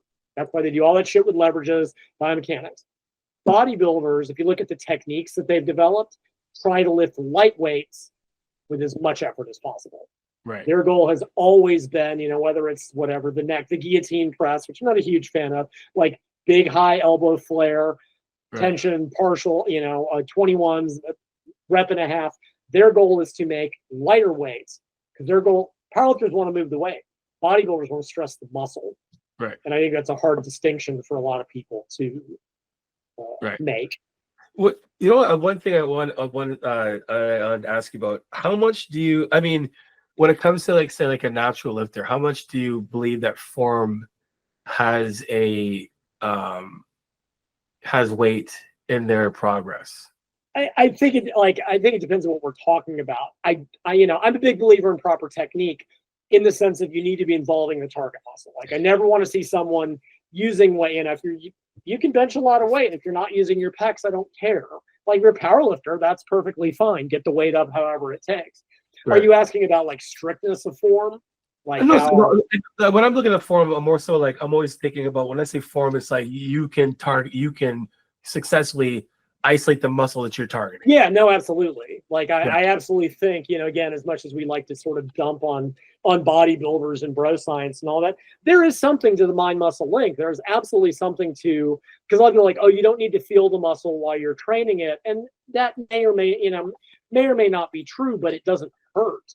Like, if you should be able to feel that muscle contracting. I think, and I know Arnold used to say this, like, yeah, it's douchey to do it in the gym, but I think everybody needs, like, they should practice their posing.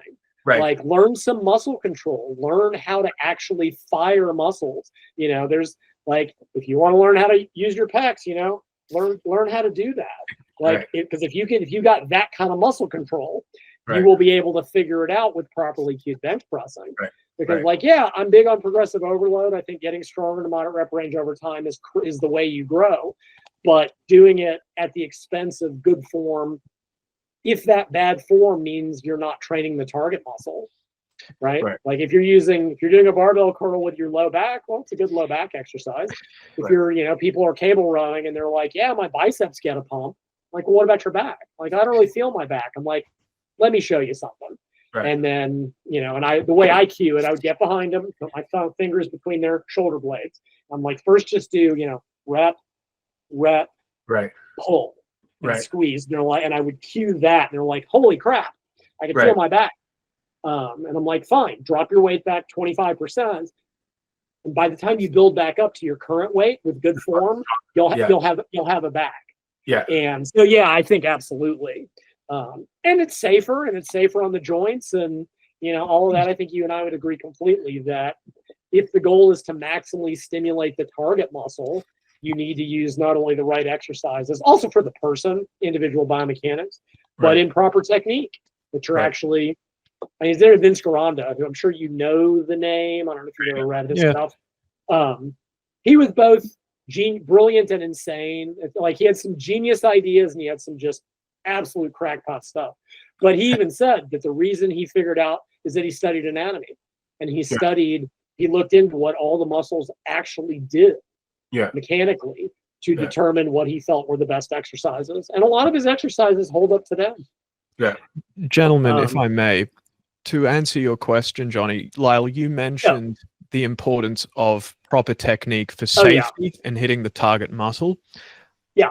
Those are two very good reasons to emphasize proper technique. But I think there's also an important consideration in emphasizing proper technique when it comes to standardization. So you can actually measure your progress over time.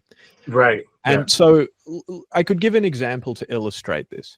Let's say week 1 of your program, you're supposed to be doing, high barbell back squats with a pause at the bottom. And every week you pause for a shorter duration and your hips shoot up more and more and more.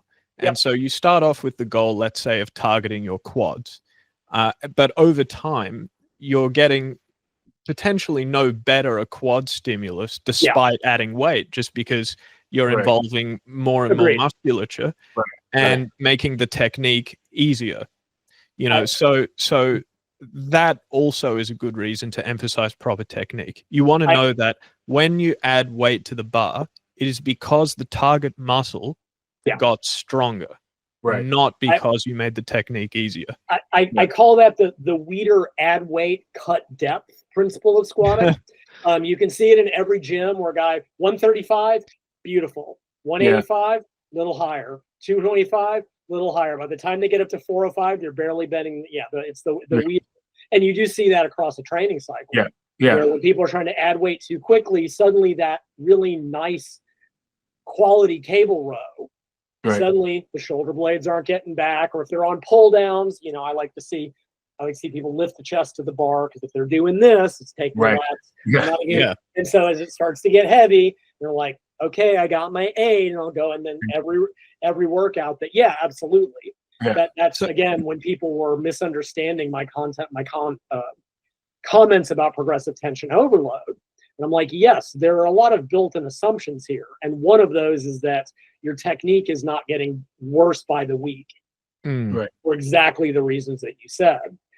Otherwise, you may be getting less of a training stimulus for the target muscle, despite, by the same token, Jonni, you or I see a guy not rowing with their back, and I lower the weight by 50% or 25%. Most people would go, but you said you're supposed to get stronger to get bigger. And I go, but this is increasing tension on the target muscle. Right? It is lighter compared to bad form. The goal is tension on the target muscle. You're getting a better back stimulus from this.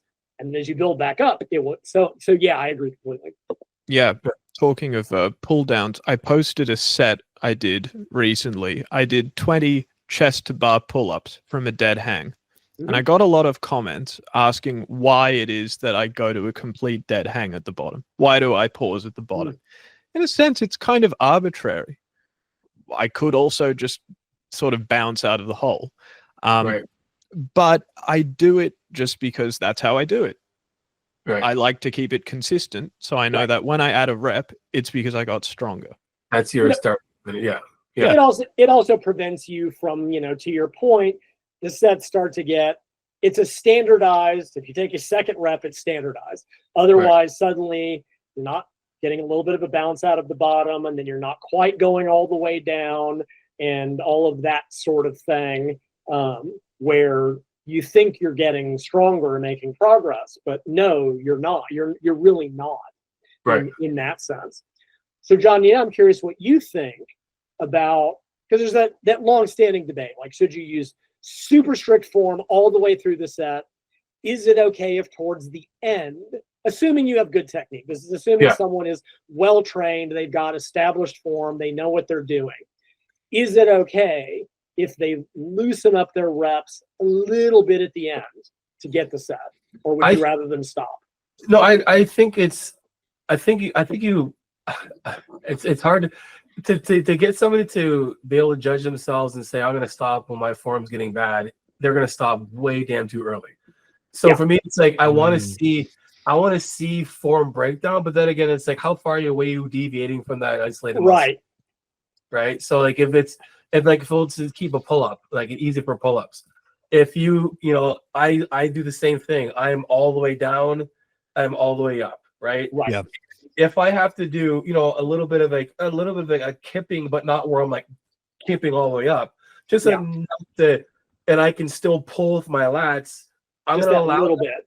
But if I have to legitimately wallop myself up and my biceps are catching myself up and my form looks like this at the top, and I can't maintain, then it's just, then no. But but again, like, I'm always also counting, like, when it comes to like making those those quality cheat reps, so to speak, I'm also not counting those either. I look at that as like a spot, right? So like, if I have to do that is considered a spot. I'm not. That's not my rep that I'm not to. And that's what I would tell someone. It's like, that's fine, but until you can get your target rep count with all the reps perfectly, you're not ready to go up. Right. It's like, but I think it's a tough judgment call by yourself. It's one thing when you're very experienced, whatever, I'll be on, pull downs and like that last rep, and I'll get it and just like, I'm just going to use that little bit, like just a tiny bit to get it down. But it's, 1-2 repetitions. So I think we're all on that. Yeah. And it's also very different. Like, if I'm coaching someone in person, I can make that judgment call that they probably can't. Because like, you see the other extreme. There was, again, a video put up by he who shall not be named showing some of the people he was training, and they had perfect technique. I mean, picture perfect. And they were using weights that a 13-year-old girl could lift. Like, I'm all for good form. I'm all for proper technique.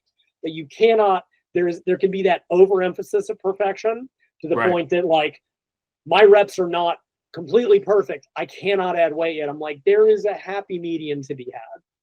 Right. Somebody in my Facebook group is like, I'm not making any progress, even on machines with no weight. I do it so perfectly. I'm at 2 reps in reserve. I'm like, show me a video of this, because I think that's a bunch of horse shit.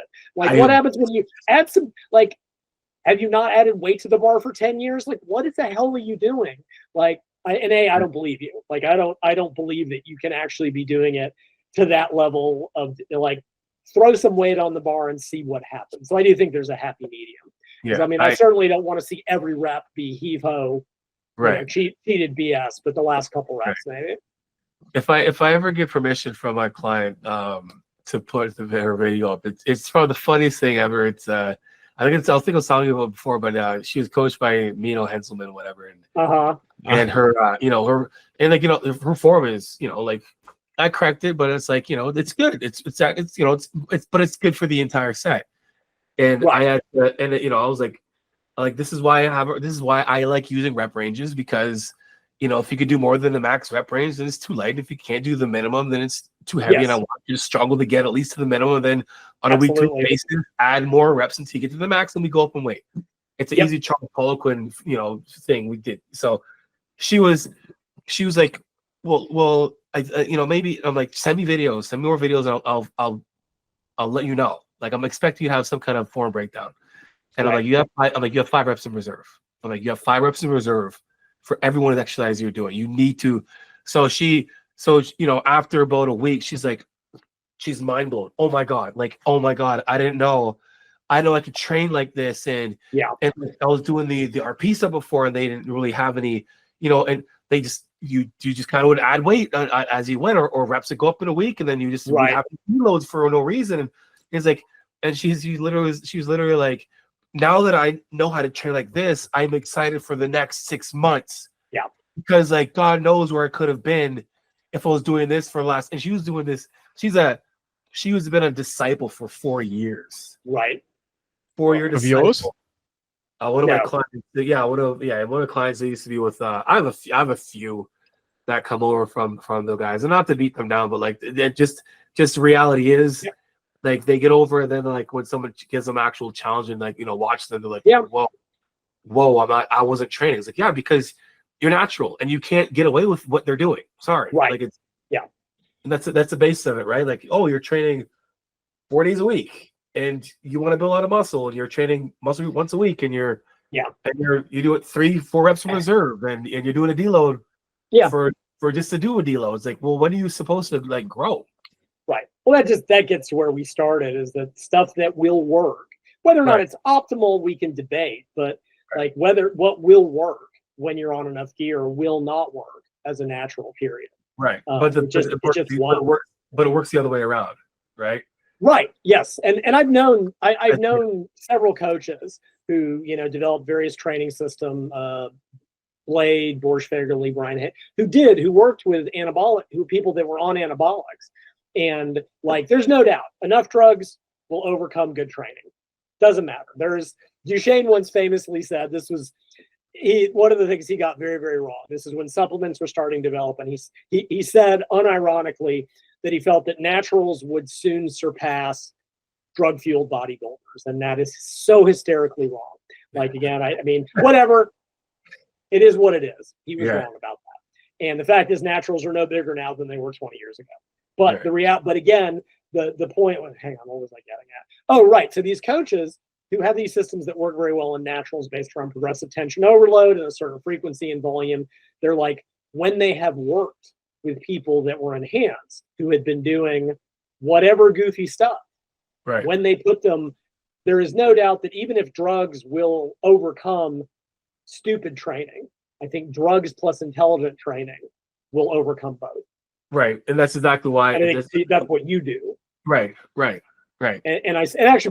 reminds me, I have a question for you, is because I'm sure you get guys that come to you who are on the more is better, massive amounts of gear train. Yeah. Do you find that when you put them on better training, that they can grow effectively with lower doses? Like, not even quite. No, it's not a question. It's like it's it's the most obvious. It's so funny because it's the obvious thing, and that's what's mind blowing about it, because like it's not many people. I don't know. There's not too many people that are out spreading the news that you don't have to take heaps of because when it comes down to it, it's always going to be like stress management. Like you're already. If you're looking at someone who's already, a natural lifter who's going through natural stress anyway, right? And then you just dump a bunch of drugs in the body that the body can't. The body's self-regulating. Because once you start getting that physiological ranges, then all your markers are off. And that just means your body's trying to figure out, okay, my liver enzymes are too, my cholesterol, my this, all these things are off because it can't handle these super amounts of drugs it's taking.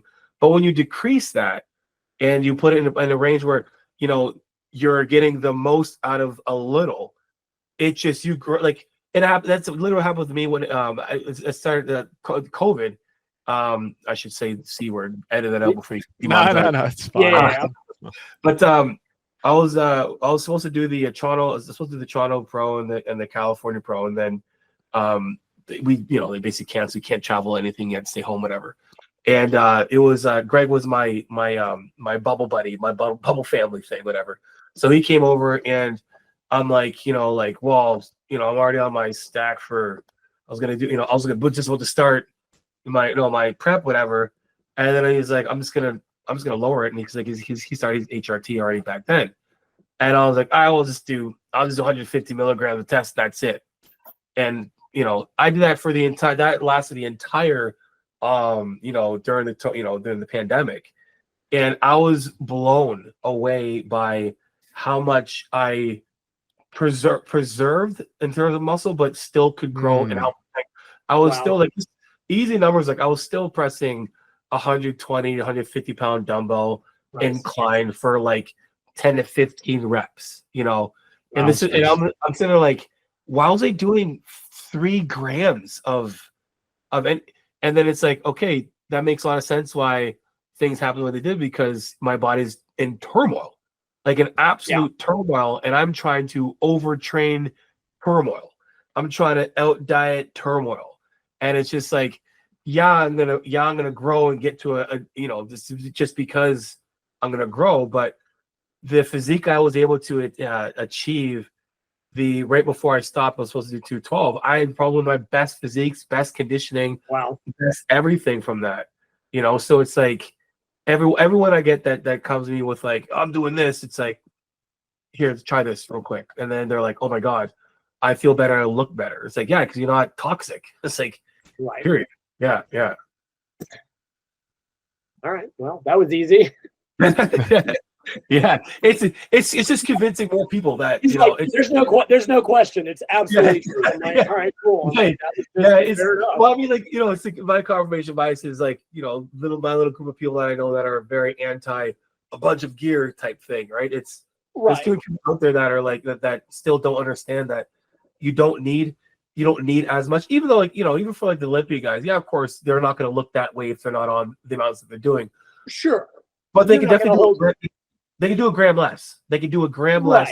Results. I mean, you're not going to hold 320 condition, you know, 100 pounds heavier than Arnold without being on proportionally higher doses. But when you start to see some of, but like, let's face it, that's not what most of the guys taking massive doses are. That's always been one of the oddities. Like, it's in cycling, especially lower level cyclists take more drugs than the top guys because they're hoping it will get them to the next level. It's like, A, you don't have the genetics, B, you don't have the training or the coaching.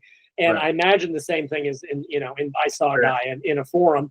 Okay, dude was 78 kilos, right? That's just about 175 pounds. Yeah.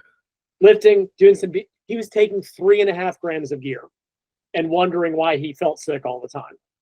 I'm like, you have got to be kidding, right? Like, it's not like he weighed, you know, he was 120 kilos lean trying to get up, you know, to the next 20 kilos of muscle. But I think I did a consult with a guy actually just recently, and he trained as a natural really well, very, very influenced by Dorian. He was over in the UK, so very, you know, very blood and guts style. And he competed at, you know, 180 on stage. He added. Oh, he competed in the end. Oh, when cool. he was younger. And then he decided he went on TRT, and he said, I put on something like 10 kilos. Yeah. But it was a case that he already had the training and the diet dialed. He used a very low dose to, rather than to make up for poor training, rather than to make up for lack of quality, to simply boost it a little bit. He's like, if I wanted to get another, I would have to go up in doses, but he's 50 and he doesn't want to compete.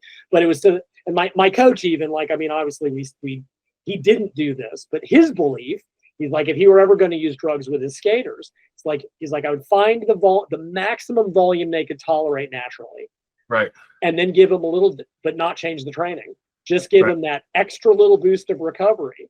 And that's what Charlie Francis did. He used very small doses with very intelligent training so that over the years and years and years, they were just getting that extra 0.5% over what they might have gotten otherwise, just supporting those adaptations. And like, again, I think bodybuilding has more so than others. And I think there's a number of reasons. Bodybuilding is a vague, ephemeral sport because it's like, how are you really tracking? I look a little bigger, maybe measurements. Like, my experience, powerlifters, you don't see as much goofy bullshit.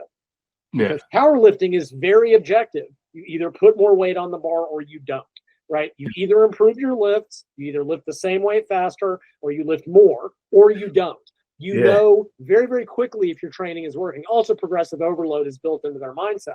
Whereas bodybuilding, so you see all this goofy bullshit that it is impossible to know what is and isn't really working.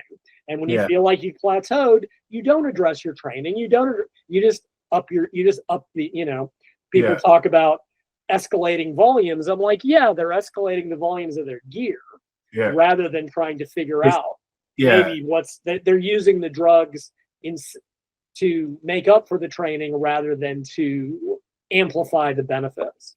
Right. Yeah. And from a top down in the pure bodybuilding standpoint, when you're powerlifting, there is powerlifting like any, you know, real sport, right? Bodybuilding just team pageantry. There's like there's numbers, there's a score, I won by 2.2 baskets, 2 goals. Right. Very objective. Yes. Bodybuilding, at the end of it, you know, you have a few judges who are going to give you some bullshit answer of like what you got to work on. And like, and they really, you got to work on this. Okay, cool. So, you know, but last year you told me to work on my chest. Yeah, this year you got to work a little bit more on your shoulder, you know, shoulder cap. Okay, so you do that for a year and they come back. Well, I think you got to work on this.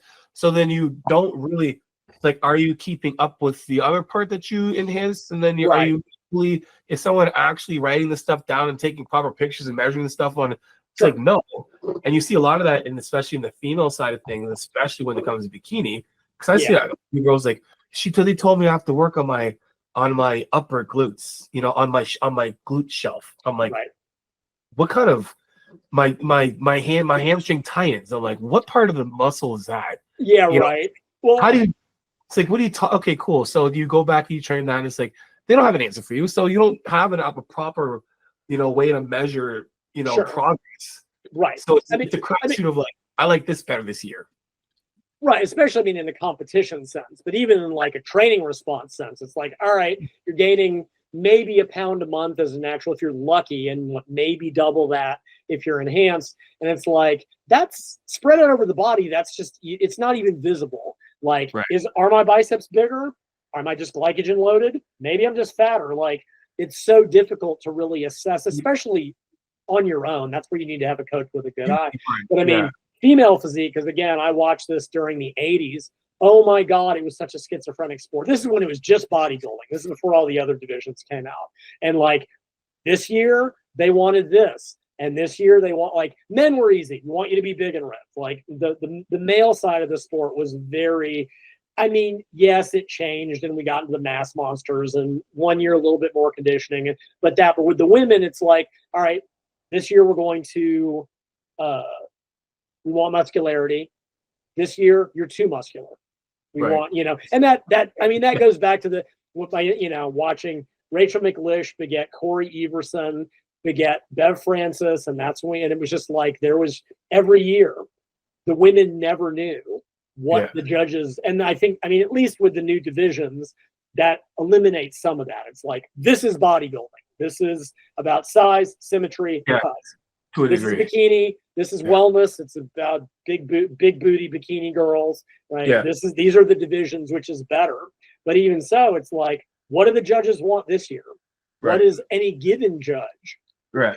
Especially at the top level, when you're trying to separate folks, you know, by that much in terms of proportions, symmetry, just like it's hard. Like I said, it's not, and people will go, but other sports are subjective. Not even close. You get complaints about calling squat depth and stuff like that. And yeah, fine, you can have judge tennis calls and people will get real twitchy about that. I'm like, the entire sport of bodybuilding is subjective. It is, what is this particular judge? Or if I'm being crass, which I usually am, I think it's basically the judge is going, okay, which one of these competitors do I want to have sex with the most? I mean, that's honestly like the judges. Well, yeah, I mean, and people are human, right? It's just going to be you can have all kinds of guidelines for what's being judged, but it still comes down to an opinion when it's body. And I realize that's why you have multiple judges. That's why you average the scores. I get that, but it's still it is ephemeral in a way that no other sport in the world is. So I was that's for it is very hard to actually judge progress for enhanced or non-enhanced. So like when you're looking at measurements or metrics, like do you have specifics in terms of do you get people to do measurements and body weight and etc. Obviously body weight, do you have that as a consistency to truly measure progress? Yeah, I mean, I think you have to have something, right? Like, I don't actually usually I don't do a lot with. I do consultations. I don't do a lot of coaching because physique people, honestly, I can't deal with the neurosis. It's just it's just a personal thing.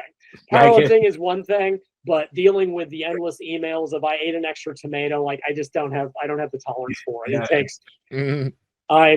You're a better man than I for being able to put up with that kind of crazy. But yeah, you need to have some sort of objective metric. It's just, I think I prefer other sports because it's easier. It's I can say factually, this weight moved faster this week than last week. I can tell. And especially, I mean, naturals are growing at such a snail's pace. And it's especially at the advanced levels, I'm look, you're not even going to know for a month if you're actually gaining any muscle. And even then, it is within measurement error. How fat do you find that there's a major difference in the rate of muscle growth between enhanced and unenhanced? Do you have target weight gains per month for the different categories? It's not necessarily for when it comes to natural, it's I can just really just go by the consistency and in their metrics and their their weight pictures. That's the only thing I can really go on. There are some that that measure everything, right? So I have the option to measure your chest, shoulder, arms, etc. And I'll expect, I'm not even necessarily expect. I don't know what your genetics are. I don't know how fast you are. Sure. I had nothing from before that, but I look at more so okay. And to be honest, when it comes down to goals, majority of people have goals. I don't have many people that come in that are in really good shape that I can actually measure and see progress in terms of muscle gain from that standpoint, unless you're small to begin with, and then you're trying to get bigger, and you're lean. I can kind of see from there. Most time it's we're getting stronger, and you're losing fat. Then I know that we're putting on muscle until we can actually see your weight go this way, and then see. Then I can be okay, now we have some muscle that's there. Bodybuilder, I mean, enhanced. If you're enhanced and you're taking, if you're an HRT and you're, and I get people's blood work and their blood work is on the high level or close to the higher end, or they're in that super physiological range, I'm expecting at least a couple pounds per month. Yeah. Wow. Okay. Yeah. And also too, depends on when you started too. So if you're younger, you started for sure. If you're someone who's my age who's been doing it for I'm not expecting you to gain maybe a half pound, a pound. If you're starting fresh. Even for myself, 2 years, my goal is to get 5 to 7 pounds by the time I was 40, and that was when I was 35. So 36 stars. So it was I know once you're kind of getting that peak of what you can build with muscle, you do slow down at good rates until you want to throw in other things that are going to really just force muscle. And that's when you have stomach distension, and then bone growth, and you look like a Neanderthal. And it's so I kind of, as a follow-up, when you're looking at, say, natural versus enhanced, so between competitions, do you have what would be an ideal amount of increased muscle mass, from show to show, or do you even have, or is that just an adapt question? From a non-enhanced lifter, if we can successfully in all the we're crossing all the T's and dotting the I's. I'm hoping early in the career, early younger, 5 pounds from year to year. From year to year, 5. If it was not year, we compete this July, next July, right?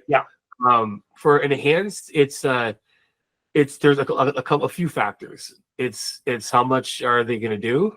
So and again, for me, it's also I'm gonna pull the reins on something. So I have a client this year who's who's made some great progress. So he's probably put on 10 pounds in the last 2 years. Okay. And he started off natural, but when he did start his, another thing too is when it comes to steroid cycles too, it's like, where are you getting it from? Sure. And if I know that it's whatever. So either way, his rate of muscle gain happened on a pretty good scale, but also very dependent on me being like, we're not, we're gonna sit back and milk what we can get out of a little bit.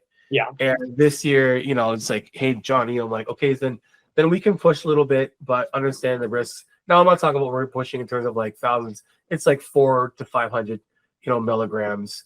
Right. I would say for a whole 750 for everything. Yeah. Right. That's the difference. And this is someone who's truly trying to Sure. make it right. So that I'm looking from that standpoint. Yeah, I'm looking probably for at least 10 pounds. At Gotcha. least. Yeah. All right. Yeah. I guess that- sorry, Lyle, you were I going was to going to say, I think that will be a major reality check for anyone listening to this, because naturals get their expectations shockingly skewed by looking at enhanced athletes, right? Like I've run into this all the time. Like a guy will be, 185, lean, in shape, and go, I feel small. I'm like, compared to what? I'm like, you're bigger than like 95% people. They're like, because they're looking at what's worse now. I mean, you go back, like they're looking at these 250-pound monsters, and it's like, compared to, I go, but they are essentially a different species of human being. Like they are not, and of course in America it's even worse, because people like, if you work hard enough, it's all about work ethic. No, it's not. I'm sorry. There's like, back when you'll laugh at this. I got tricked into judging a natural show once when I was much, much younger. My trainer, there's a guy here in Austin that put on a great show. I got him, the Texas Shredder, Dave Gooden, great guy. I mean, he came in peeled for his era, great bodybuilder. And my training partner comes up to me, he's like, "Hey, what are you doing on Saturday?" Which usually means you're going to help somebody move. And I made the mistake of going, "Nothing. Why?" He goes, "You want to judge a bodybuilding show?" I'm like, "Oh, no, not really, but I will." And like, especially then, this would have been 96 maybe. You did not see natural bodybuilders in the super heavyweight who were conditioned. Right. If you saw a guy that was 220 on stage, he was never in shape. Now you see that now in the natural, because you've got more people coming in, but by and large, like, I mean, the biggest division in natural shows is the 165s, right? You see these are the guys you see in person in clothes and go, "Are you sure you lift?" I mean, when they strip down, they look like they're freak shows. Like Larry, the guy we've talked to him, he weighs 135 pounds. He doesn't in street clothes. He doesn't look like he trains. And as soon as he peels down, it's just like, holy crap! The guy, he looks like he's 185 just because of the way he's built. But it's like naturals are like, if these guys are 260, what do I just work harder? I'm like, sorry, bro. It doesn't. That's not how any of this. That's not how this works. That's not how any of this works. Yeah, when you look at a guy like Nick Walker, who was $180 at one point, right? Like he's 280. Jesus Christ, like 5'7". Yeah, but like Sean Clarida, who arguably is pound for pound the biggest guy in the IFBB, and he's 5'4". Oh my, and he's $180. Right. I heard 5'2". And he looks like he looks like someone took Ronnie and squished him and pushed him down. You see him, he's like, and where he came from, it's like, the amount there's people are, it's like they're literally taking off the governor of these, like, your heart is naturally is like, your heart doesn't want to get any more muscle. Right. So it's not going to allow you to just build more muscle so it can just work. That's why people, when they're on steroids, their heart ends up being, any of those guys who are big, their hearts are way bigger, right? And it's a ticking time bomb at this point. And unfortunate to say that, but it's true. But it's true, right? So like the bigger they're getting, like if you're away from 180, if you're a 180-pound person with a heart for that 180-pound person, now you're 100 pounds bigger. Yeah. That heart has gotten bigger, right? But again, it's just like it's what can actually happen on steroids that cannot happen anywhere near close natural. Like all of the when people like I think at my genetic limit or my genetic peak natural, like no, you haven't. Like you haven't even like you probably haven't trained long enough, hard enough, and even done all the things necessary to make sure you're building muscle for you. One bad year, you're not building muscle. Like you know, it's not that cut and dry. Like you know, steroids, like I said, bridges the gaps to a lot of inefficiencies of mistakes that natural make. Well, and it raises the ceiling to a level that no amount of creatine or branch chain, like any of that despite wishful thinking, no amount of volume like cannot overcome. I did a video a couple of years ago and someone asked like what limits muscle growth, and that like why is there a limit? And the answer is, well, we don't know, but I had just read a paper that sort of talked about what these limiting factors are in terms of muscle protein synthesis. And it's like there is a limit to ribosome efficiency and ribosome number. There are limits.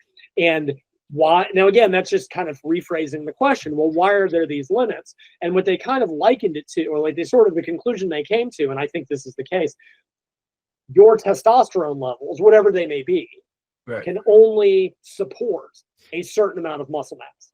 Right. So if your testosterone is 400, you're going to have less potential than someone who's naturally 1,000. And a lot of these, you look at these top guys, they do have naturally high testosterone levels, but that's still an upper limit. And then, of course, and part of their argument was like, we know that when your testosterone goes down, you lose muscle. Like it seems to be, and it's controlling ribosomes, it's controlling protein synthesis. Like it is all interrelated, but it ultimately came down to that. It's like steroids just raised that ceiling of which led me to propose, this is one of my dumber ideas, but I suspect it's truer than not, is that this is going to sound, you're going to laugh at me and probably tell me I'm a moron, and that's perfectly fine, is that there's this whole thing. You want to get big all over, you got to train your legs. And I go, bullshit. The guys with the biggest chest and arms train nothing but chest and arms. Now, here's my belief. If you have X testosterone, let's say it can support a certain amount of muscle mass. You can get a bigger upper body by not training your legs because all the muscle that your testosterone can support. And I base some of this on the fact that if you look at like wheelchair athletes, they have gigantic upper bodies and atrophied legs.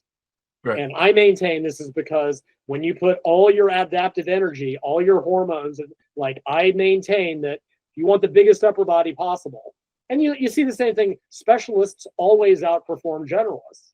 Bench specialists outperform 3-lift power lifters. So my dumb hypothesis is that if your testosterone can only support gaining 20 pounds of muscle, if you don't train legs, you train everything, that 20 will be spread out over your body. If you don't train your legs, all 20 can go to your upper body. Now tell me I'm an idiot. So probably you're not an idiot because I have the same philosophy when it comes to. Oh, thank God. Yeah. So hear me out.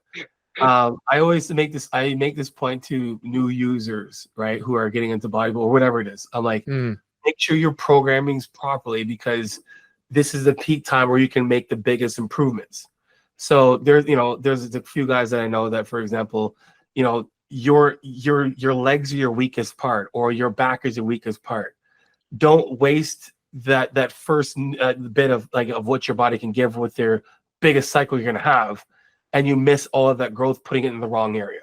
So the back that they should have built and spent time on, they waste a lot of that in their legs and their arms and their chest. And their back is still small. When they had this window that they had the most, where their first cycle would have had the most impact, and now they're left with trying to, peanuts of because as soon as your first cycle is done, you can probably blast around 20 to 40 pounds of muscle very, very easily.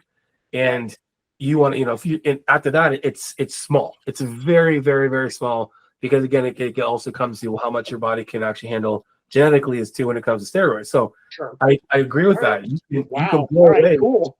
Yeah, I've seen it.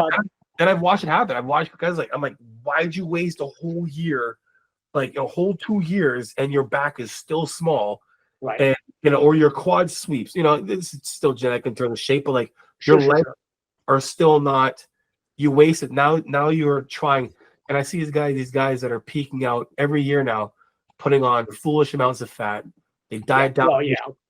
They died down for the show. They're enhanced, and then they've still left with that same little back, and they had made maybe a pound of progress. Right.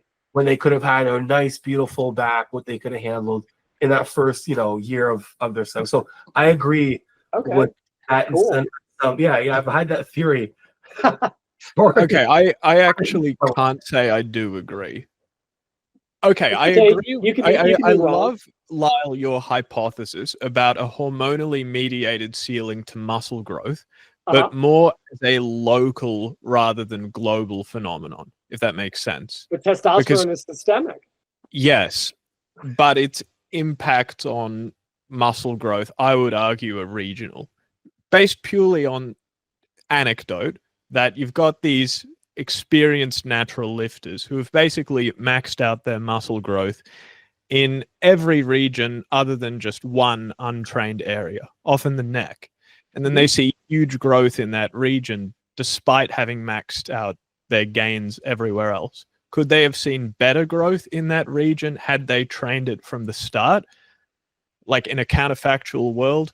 Potentially, but I don't know if I would overstate the impact of that kind of systemic effect. Does that make sense? I think I see what you're saying, but I'm looking for a paper somebody wrote, which is, do muscles compete with one another for resources? Their conclusion was pretty weak, but I'll see if I can find it. I would say that if anything for that argument would be more so like genetic, like what is your what is your the muscle group that can actually, because some groups can grow, like if you have legs that can grow faster than your chest and shoulder. Sure, but I think you can still if you don't train your legs, I don't think that you're just gonna all of a sudden have hypertrophy in your legs just because. But that's not what he's saying. So he's saying, okay, let's say 700 or 900 grams per deciliter can handle 20 pounds of muscle. Right. So you got a natural bodybuilder, he's gained 20 pounds of muscle, he's maxed out. What Solomon is saying is like, well, then he trains his traps for a year so he can gain 2.7 pounds of lean body mass. And I know Solomon knows exactly what I'm referring to. I'm not going to name him.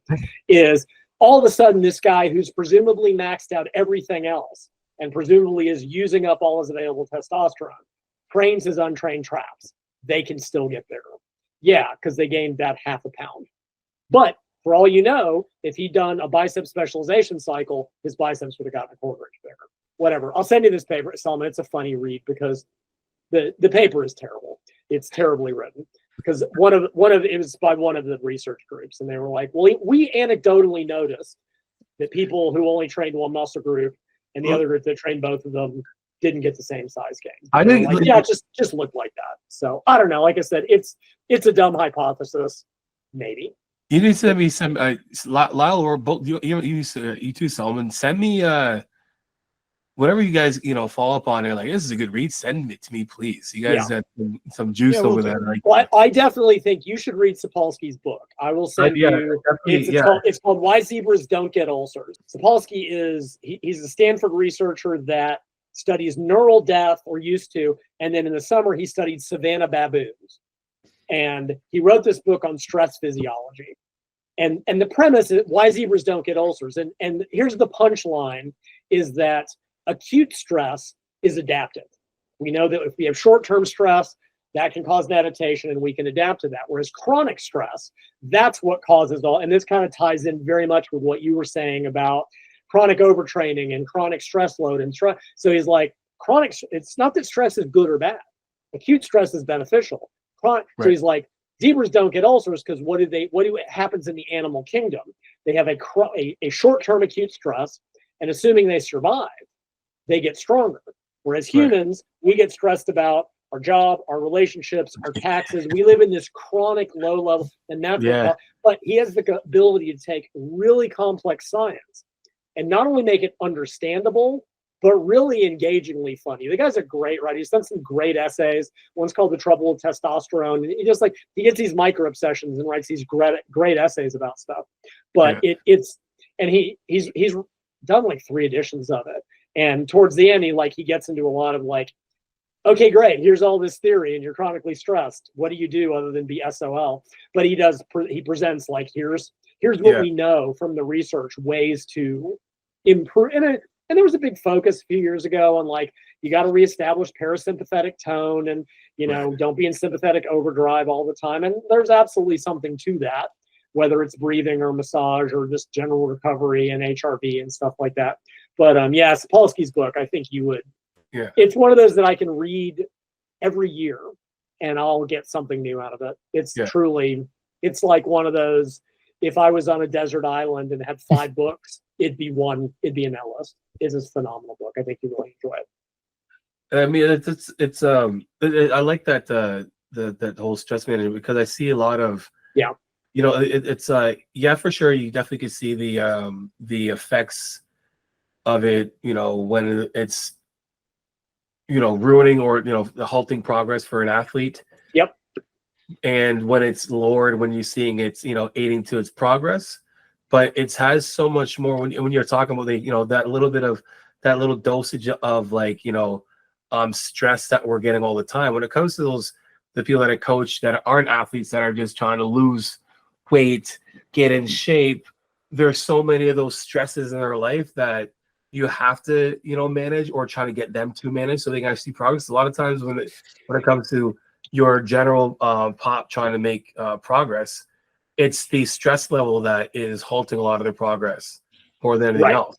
It's them trying to go to the gym and diet, but then like my job, my kids, my bills, my this, and it is that that dose of like a low dose of like stress on a daily basis that halts progress. And it's I see the difference of being able to lower that stress. That's one of the biggest goals for training athletes or I'd say like clients, is like helping them manage their stress on a day-to-day so they can actually make progress in the gym or cardio or management and whatnot. Gentlemen, if you'd like to take a break, but I did want to just flag as a potential discussion topic nutrition differences between because enhanced lifters can support more growth, but they need the resources with which to support it, so